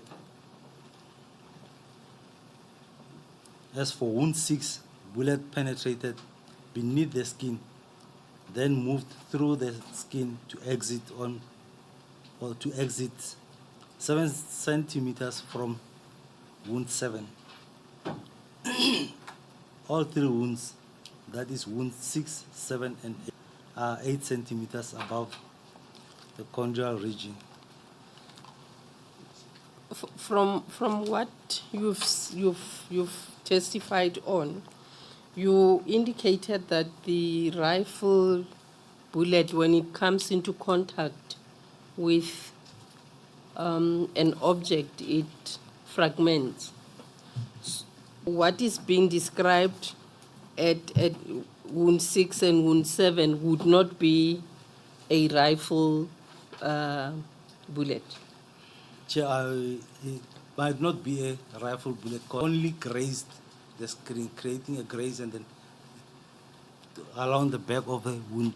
But would not be, if it was a rifle, I would expect a bigger wound than what the doctor is expecting. So this then confirms your conclusion that I don't want to miss. Well, I don't know, Padayaki. I think he's a warrant Spanish. officer. Sorry? I think he's a warrant officer. Warrant Padayaki. Officer Padayaki misrepresented the facts when he said he fired a rifle. He used his rifle to fire. Chair, I wouldn't say Oh, I wouldn't confirm that he misrepresented. It might be that he has fired, but he has missed the target. He has missed the deceased. It's also possible. But we can accept that from both your report and the pathologist report, there were no wounds on the deceased created by a rifle. That's correct, Chair. There are no wounds described by the doctor that would fit the wounds sustained from a rifle. Thank you. Thank you. In fact, on that, back to that report of the pathologist of Dr. Makate, there's just something there to be which is RB0059.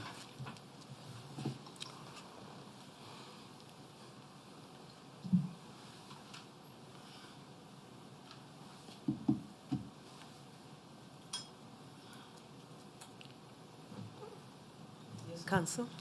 I just want the witness to have it in front of him. It doesn't look like he does have it right now.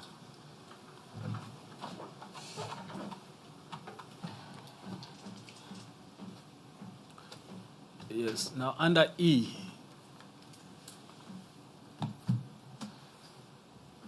Under E is a cause of death. What is the cause of death? The cause of death is gunshot wound to the head. Yes, and is that consistent with your report? That's consistent with my findings, Chair. Yes. Thank you.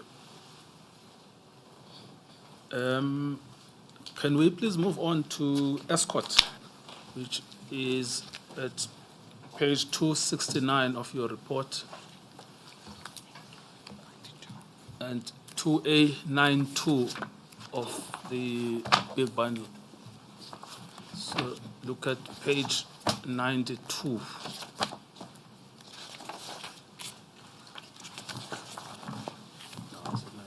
No, sorry, 2A91.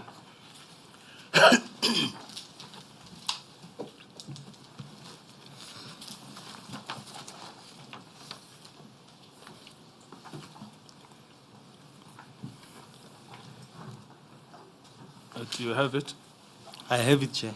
You confirm that that is your report that goes from 91 to 100. That is correct, Chair. Thank you. So this is the case of escort. I think it's Mr. Gladwell Tokozani Njapa. Yes. Oh, sorry. Oh, no. Yes, escort CAS 3408 2008. Sorry. No, Madam Chair. Yes. Yes, 2-69. Oh, yes. 2-69. I thought we were talking about the case reference. Sorry. No. I apologize. The name of the deceased is Musi Sanele Majola. Is it Muzi?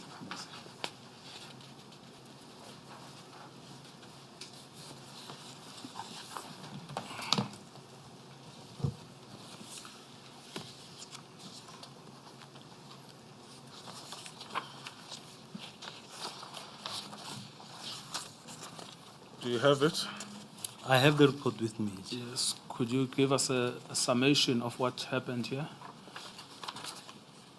Chair, in this case, the deceased was arrested by K2MENA members, and they were traveling with him towards KZN. And when they got to escort the Ultra City garage, they alleged that he requested to go to the bathroom. They stopped there, they took him to the bathroom. After taking him to the bathroom, they released the handcuff. In the process of releasing the handcuff, he attacked Naidu, I think Sergeant Naidu. And in the process, I think it's Eric Nell. He attacked Naidu and then started to disarm Naidu, and then Eric Nell shot him. Yes. The participants here were the usual crowd. Nel, Mostert, Naidu, Pandey. Are those familiar names? That is correct, Chair. Those are K2MENA members. Thank you. Can you, so you examine the docket at paragraph 267, and what are its contents?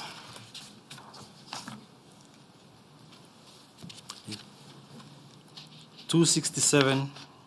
Paragraph 267 of your statement.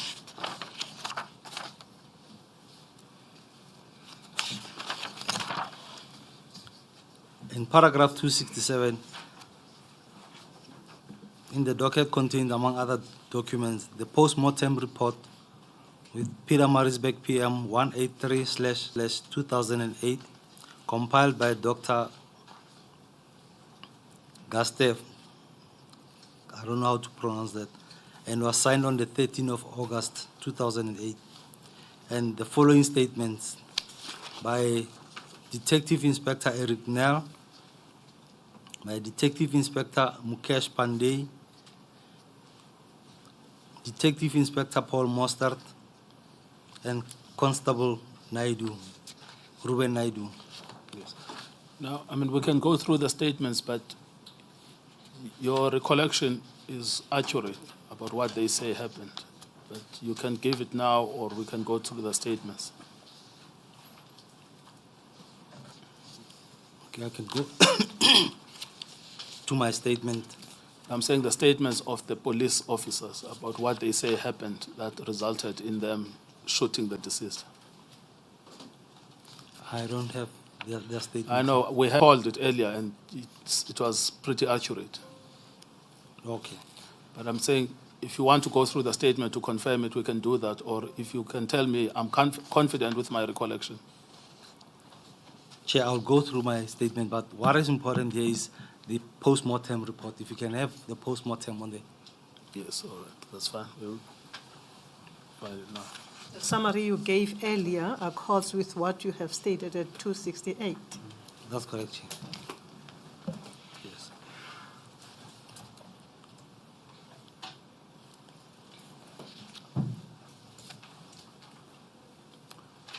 You want, before you do the medical analysis, you want to do the post-mortem report.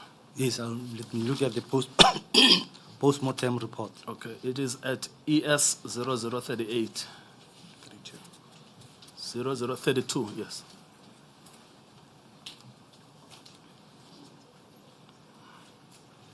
So that's the document on the screen behind you. Is this what you are looking for, the document by Dr. Ganshaw, Prodanov Ganchev? That's correct, Chair. Okay. What do you want to see here? If you look at the description of the wounds by Dr.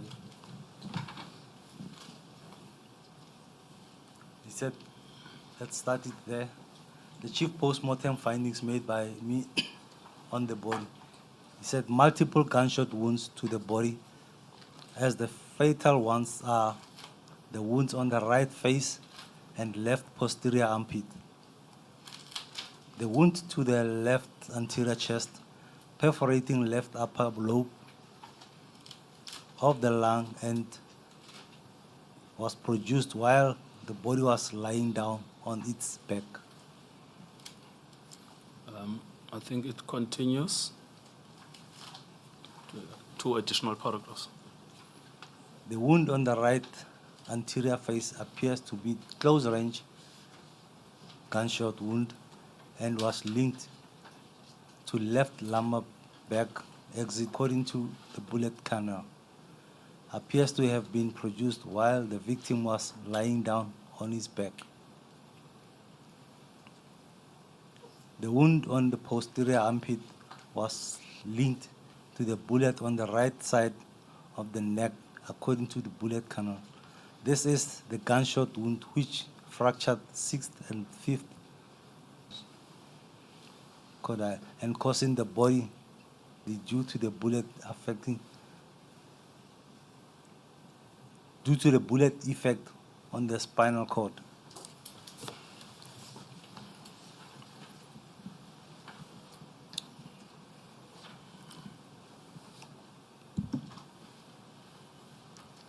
Right, Chair, the reason why I wanted to start with, we don't have enough pictures of the body from the crime scene. We only have the position of the body as it's shown on the photos.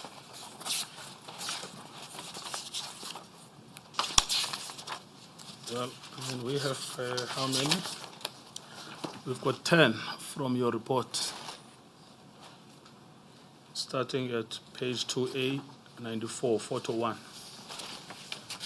Yes, on photo 1, it shows the position of the body at the crime scene, how it's lying.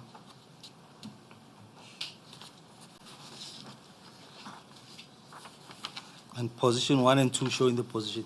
And position photo 3 and photo 4 showing the position of the body after it was moved or it was turned.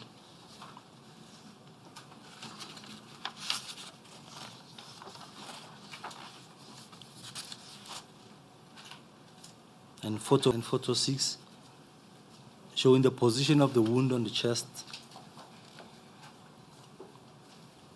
and on the right side of the face.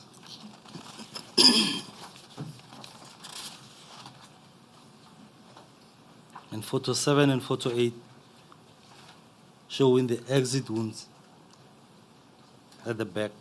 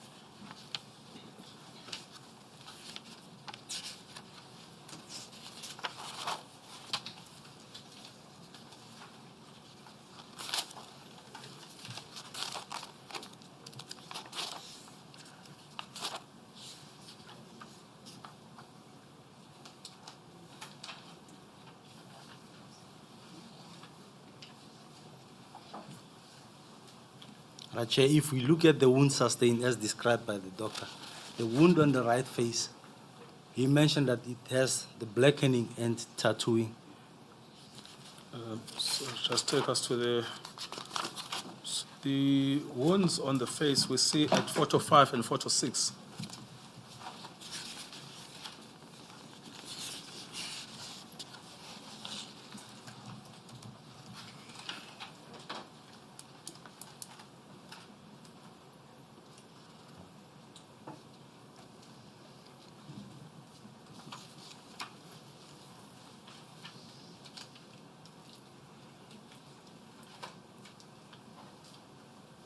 So according to the postmortem, the doctor said, and multiple tattooing measuring 70 by 60 millimeters, commencing at 15.1555 millimeters up the heel, meaning from the heel measuring upwards on the face of the deceased, it would be 1.55 meters or one. If we make, because we measure it in millimeters, normally we measure it in meters or centimeters.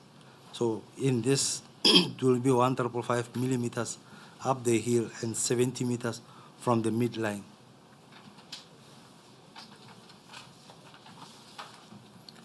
This Why is that consistent important with for the your close analysis? range. Why is that significant for your analysis? Chair, there are other doctors when they examine the body, when they conduct the position of the wound from the heel to where the wound is, and so that they can show if we say the entrance wound is a bit lower than the exit wound, or the exit wound is a bit lower. So they'll give you the measurements from the heel to that wound. The entrance is above the exit or the exit is below the entrance.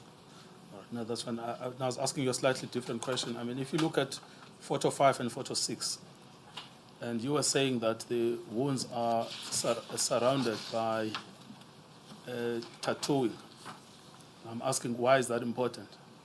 That is important because if the wound is surrounded by tattooing, it shows how close the firearm was to the target or to the face of the deceased when the shot was fired. In this case, what can you see? In this case, it's mentioned that the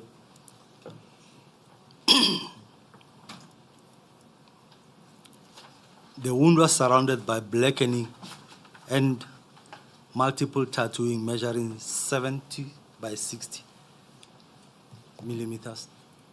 So I would say the firearm was, I would say, less than 30 centimeters from Less than the 30 face of centimeters. less than 30 centimeters from the face of the deceased.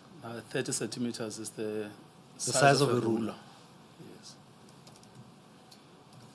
Now you remember the killers is that it was in handcuffs. Then for reasons that they can't, they say, well, he requested to be, for the handcuffs to be removed. They go with him into the toilet. It's when they claim then that he tried to attack them. He tried to attack Naidu, Yes, and then Eric Nell shot him. yes. But he was actually 30 centimeters closer to him. It was centimeters from, and if you go through the post-mortem, where the doctor mentioned that some of the wounds were inflicted while he was already down. The wound that he's talking about that fractured the spine, the fifth and the sixth spine, that will immediately make him collapse, because once the spine is affected, it's damaged, it immediately also.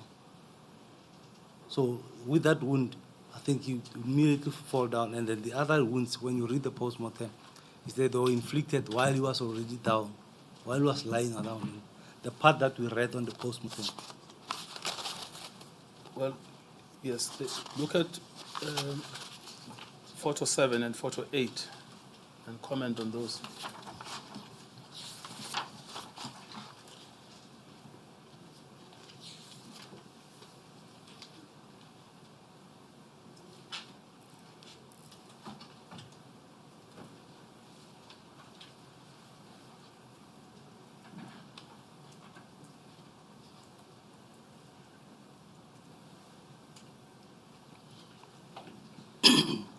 On photo 7 and photo 8, he's already down. He's lying on his stomach. And on my findings, after my observation of the post-mortem report and the crime scene photos, I could not determine the possible position of the deceased nor the shooter. There was no photos of possible bullet holes anywhere in the room that could have perforated the deceased body and assist in determining the possible position of the deceased nor the shooter. The doctor mentioned the presence of blackening and multiple tattooing around the wound on the right face as wound 1.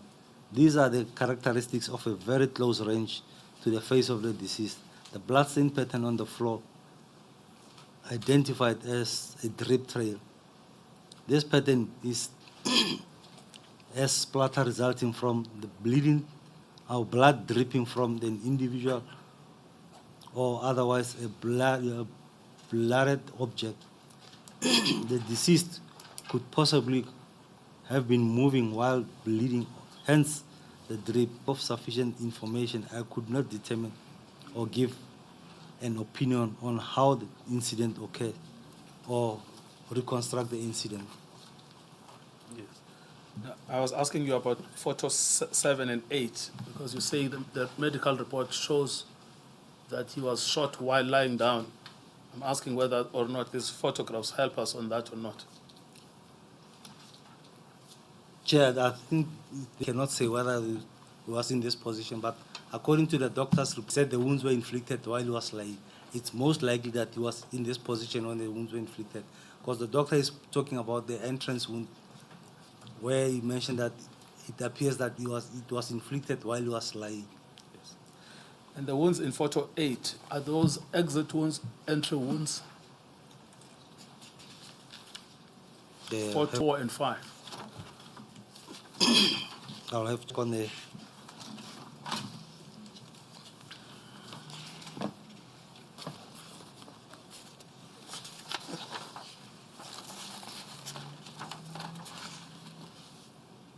Perhaps So you look can at look your at report. paragraph 273 of your statement. 273.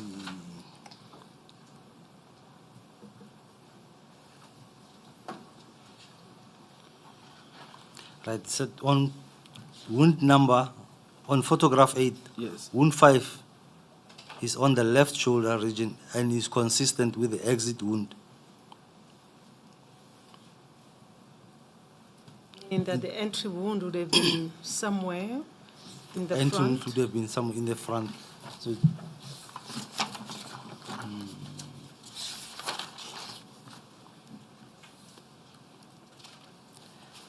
the entrance wound would be most likely wound 2.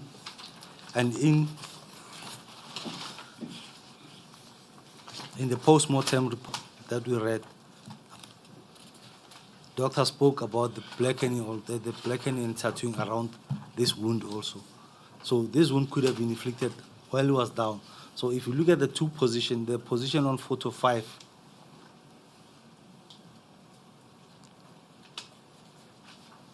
Photo 5. photo 5, yes, photo 5 and photo 6.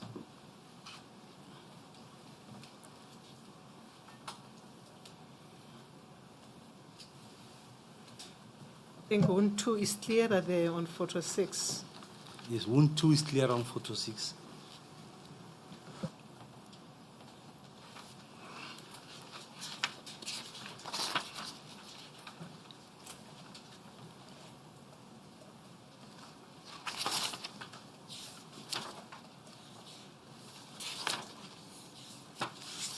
So I'm trying to reconcile 6 and 8. So 4 and 5, according to paragraph 272 and 273 of your statement, are exit wounds, correct? 4 and 5, yes, at the back. Yes. Now I'm trying to reconcile their entrance wounds. So we know one of them is wound number 2. That is correct, yes. Because we know wound number 1 is in the head. It's the one on the right side of the face. Yes.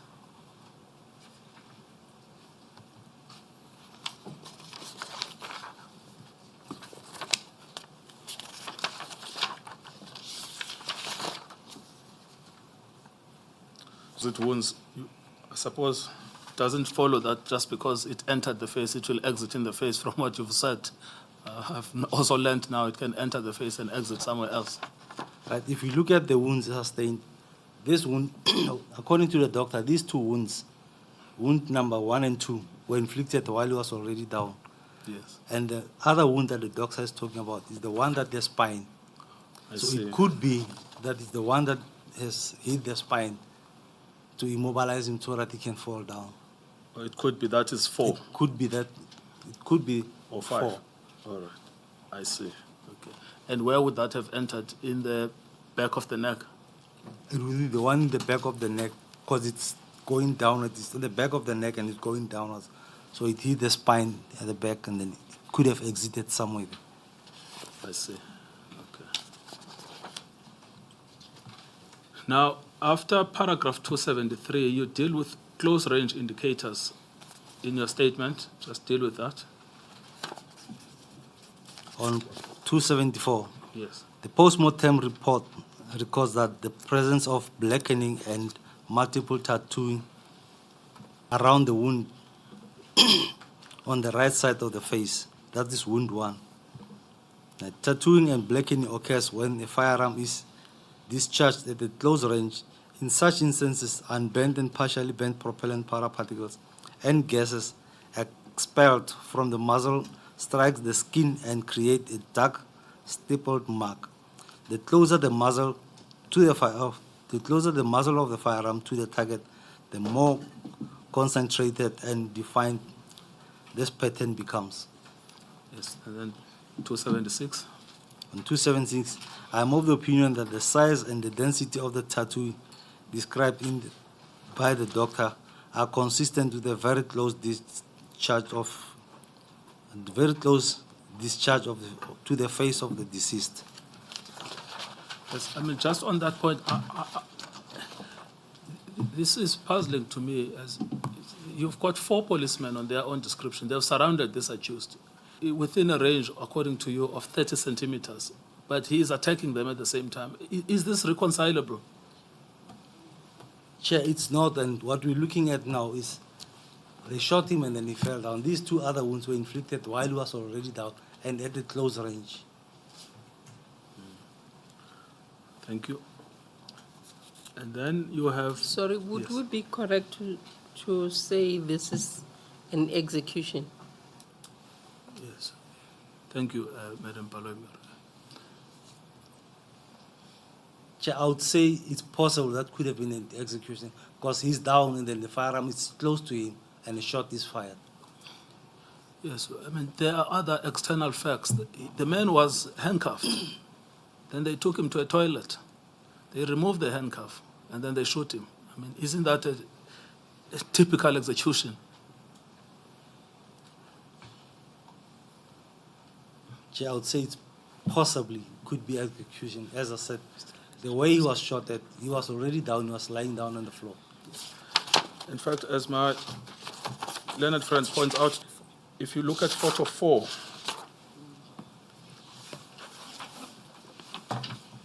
yes, and photo 3, actually, that's clearer in both 3 and 4. If you look at his left hand on both of those photos, he still has the handcuffs on the one hand. That's correct. The handcuff was still on the left hand. On the yes.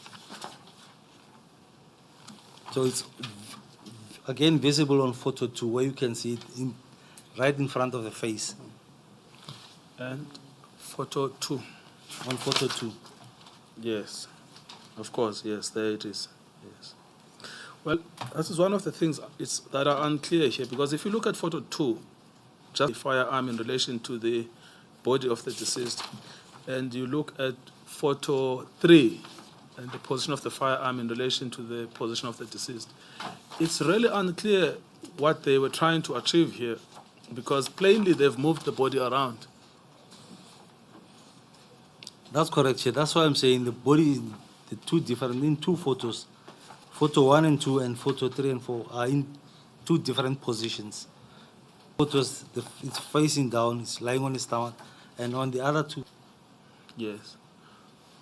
But because on photo 2, his hand, and this is his right hand, is closer to the firearm, and then on photo 3, it's his left hand that is now positioned closer to the firearm. Chair, this could be, I think, on photo.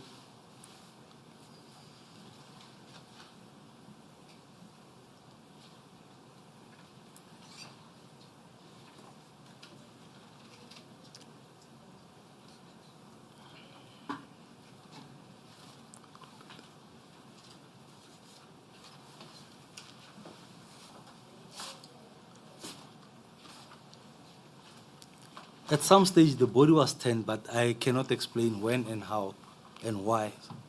Yes, that's the point I'm making, is that there's just total inexplicables here, particularly the way it was turned in relation to the firearm. Yes. Photo 4. If you look at the blood pattern on photo 4 next to the left hand, is there anything to be made of that? On photo 4. Yes, photo 4. Yes, on photo 4, you can see that they've turned the body, moved it from where it was lying on its front to where it's lying now on its back. Yes. But what is one thing that I was looking at that was that according to the doctor, the wounds in the front, the one that is here, is an entrance and then exit this at the back, the close range where the doctor was lying on his back when this wound was inflicted. But if you look at the first 2 photos, he's lying on his stomach. Yes, photo 7 and 8. So when was the body position changed? Yes. Well, I mean, I can ask you this question. You've done all of this exercise. You know the way, you called it a modus operandi. But after a person has been killed, what usually happens with Ketomano? I would say in most cases, they'll tamper with the scene. Yes. Now, what I also couldn't really wrap my head around it in this particular scene. This is a public toilet. It's a shell garage. I mean, the level of brazenness. Do you have any comments on this? You have to be so brazen and so confident that you can put someone in a garage toilet and kill them. Chair, it's a difficult one to answer. I don't know what were these guys thinking. I don't know their intention. Why did they do? Yes, but it would be consistent with someone who is confident. This is the point about being organized, being armed, and knowing that you're protected by the law. That's correct, Chair. I would agree with it. Yes. Being protected by the law? Or protected by Major General person? Yes, thank you, Madam Chair. Being protected by the law. Individuals in control of the legal system in that particular area. Let me qualify my statement. Would you withdraw your agreement and confirm? I won't comment further, Chair. All right, I withdraw my question as well. Just for clarity, this deceased was arrested and he was being transported. Now, I know you specialize in ballistics and other things, but you've had police training. That's correct, Chair. I'm curious to know whether, because I see here there is a gun somewhere, someone who's under arrest, would they still have a gun on them if they are under arrest, or how does it work? Chair, the gun that we see here, it belongs to Constable Naidu. According to them, they released the hand when he was handcuffed, and he attacked Constable Naidu and grabbed Constable Naidu's gun. Now, in the process, that's when Warrant Officer Nell shot him. So Constable Naidu was overpowered by this the deceased. That's the allegations, Chair.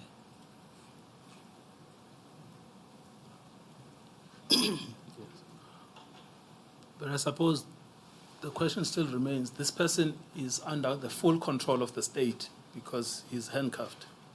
That's good. Why are they correct, Chair. stopping at a garage? Don't you take a person to the police station when they've been handcuffed? Child said, because they said he requested to go to the bathroom. That's when they stopped.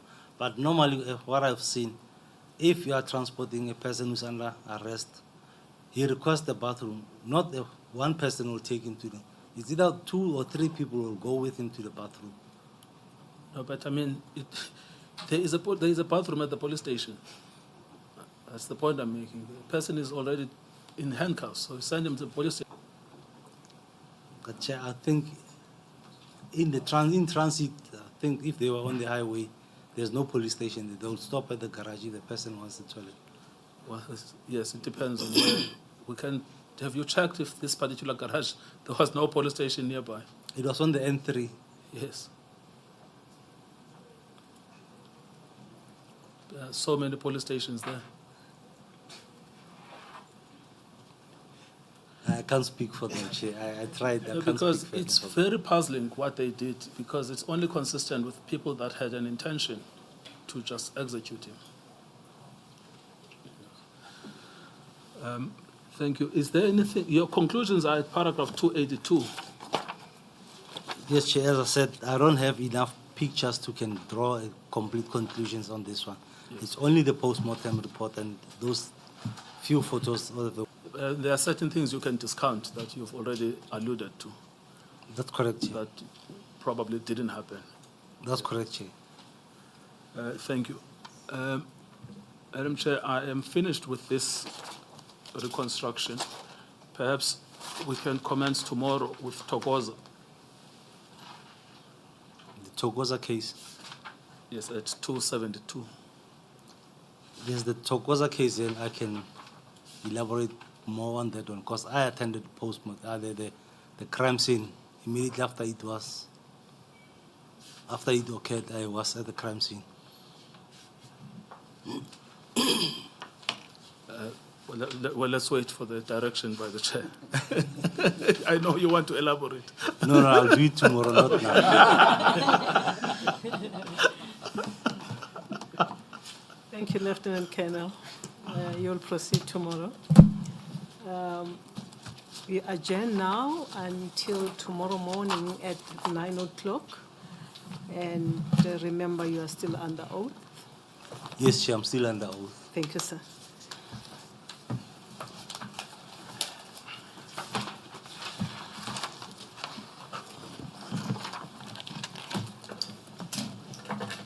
Housekeeping matter again.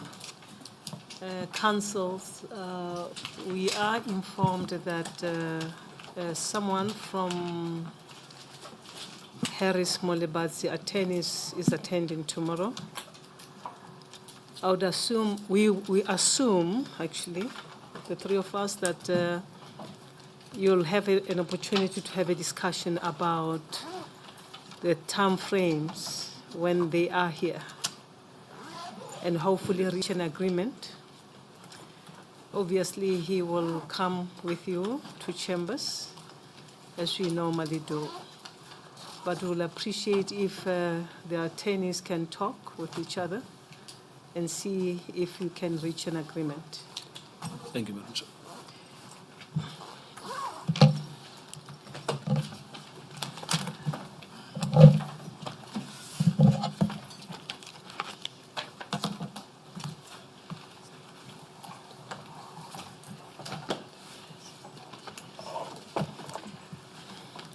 I'm indebted to my researcher. He reminds me that a feedback need to be made regarding the decoupling application. Remember that Advocate Lekgetho had indicated that they will file tomorrow. And yourself, Advocate Chauke, tomorrow. And we'll make a determination after you filed your heads of arguments. But we are of the view that oral arguments should be made. We'll afford you time once you have filed your written submissions. Yes, thank you. We adjourn until tomorrow morning at 9 o'clock.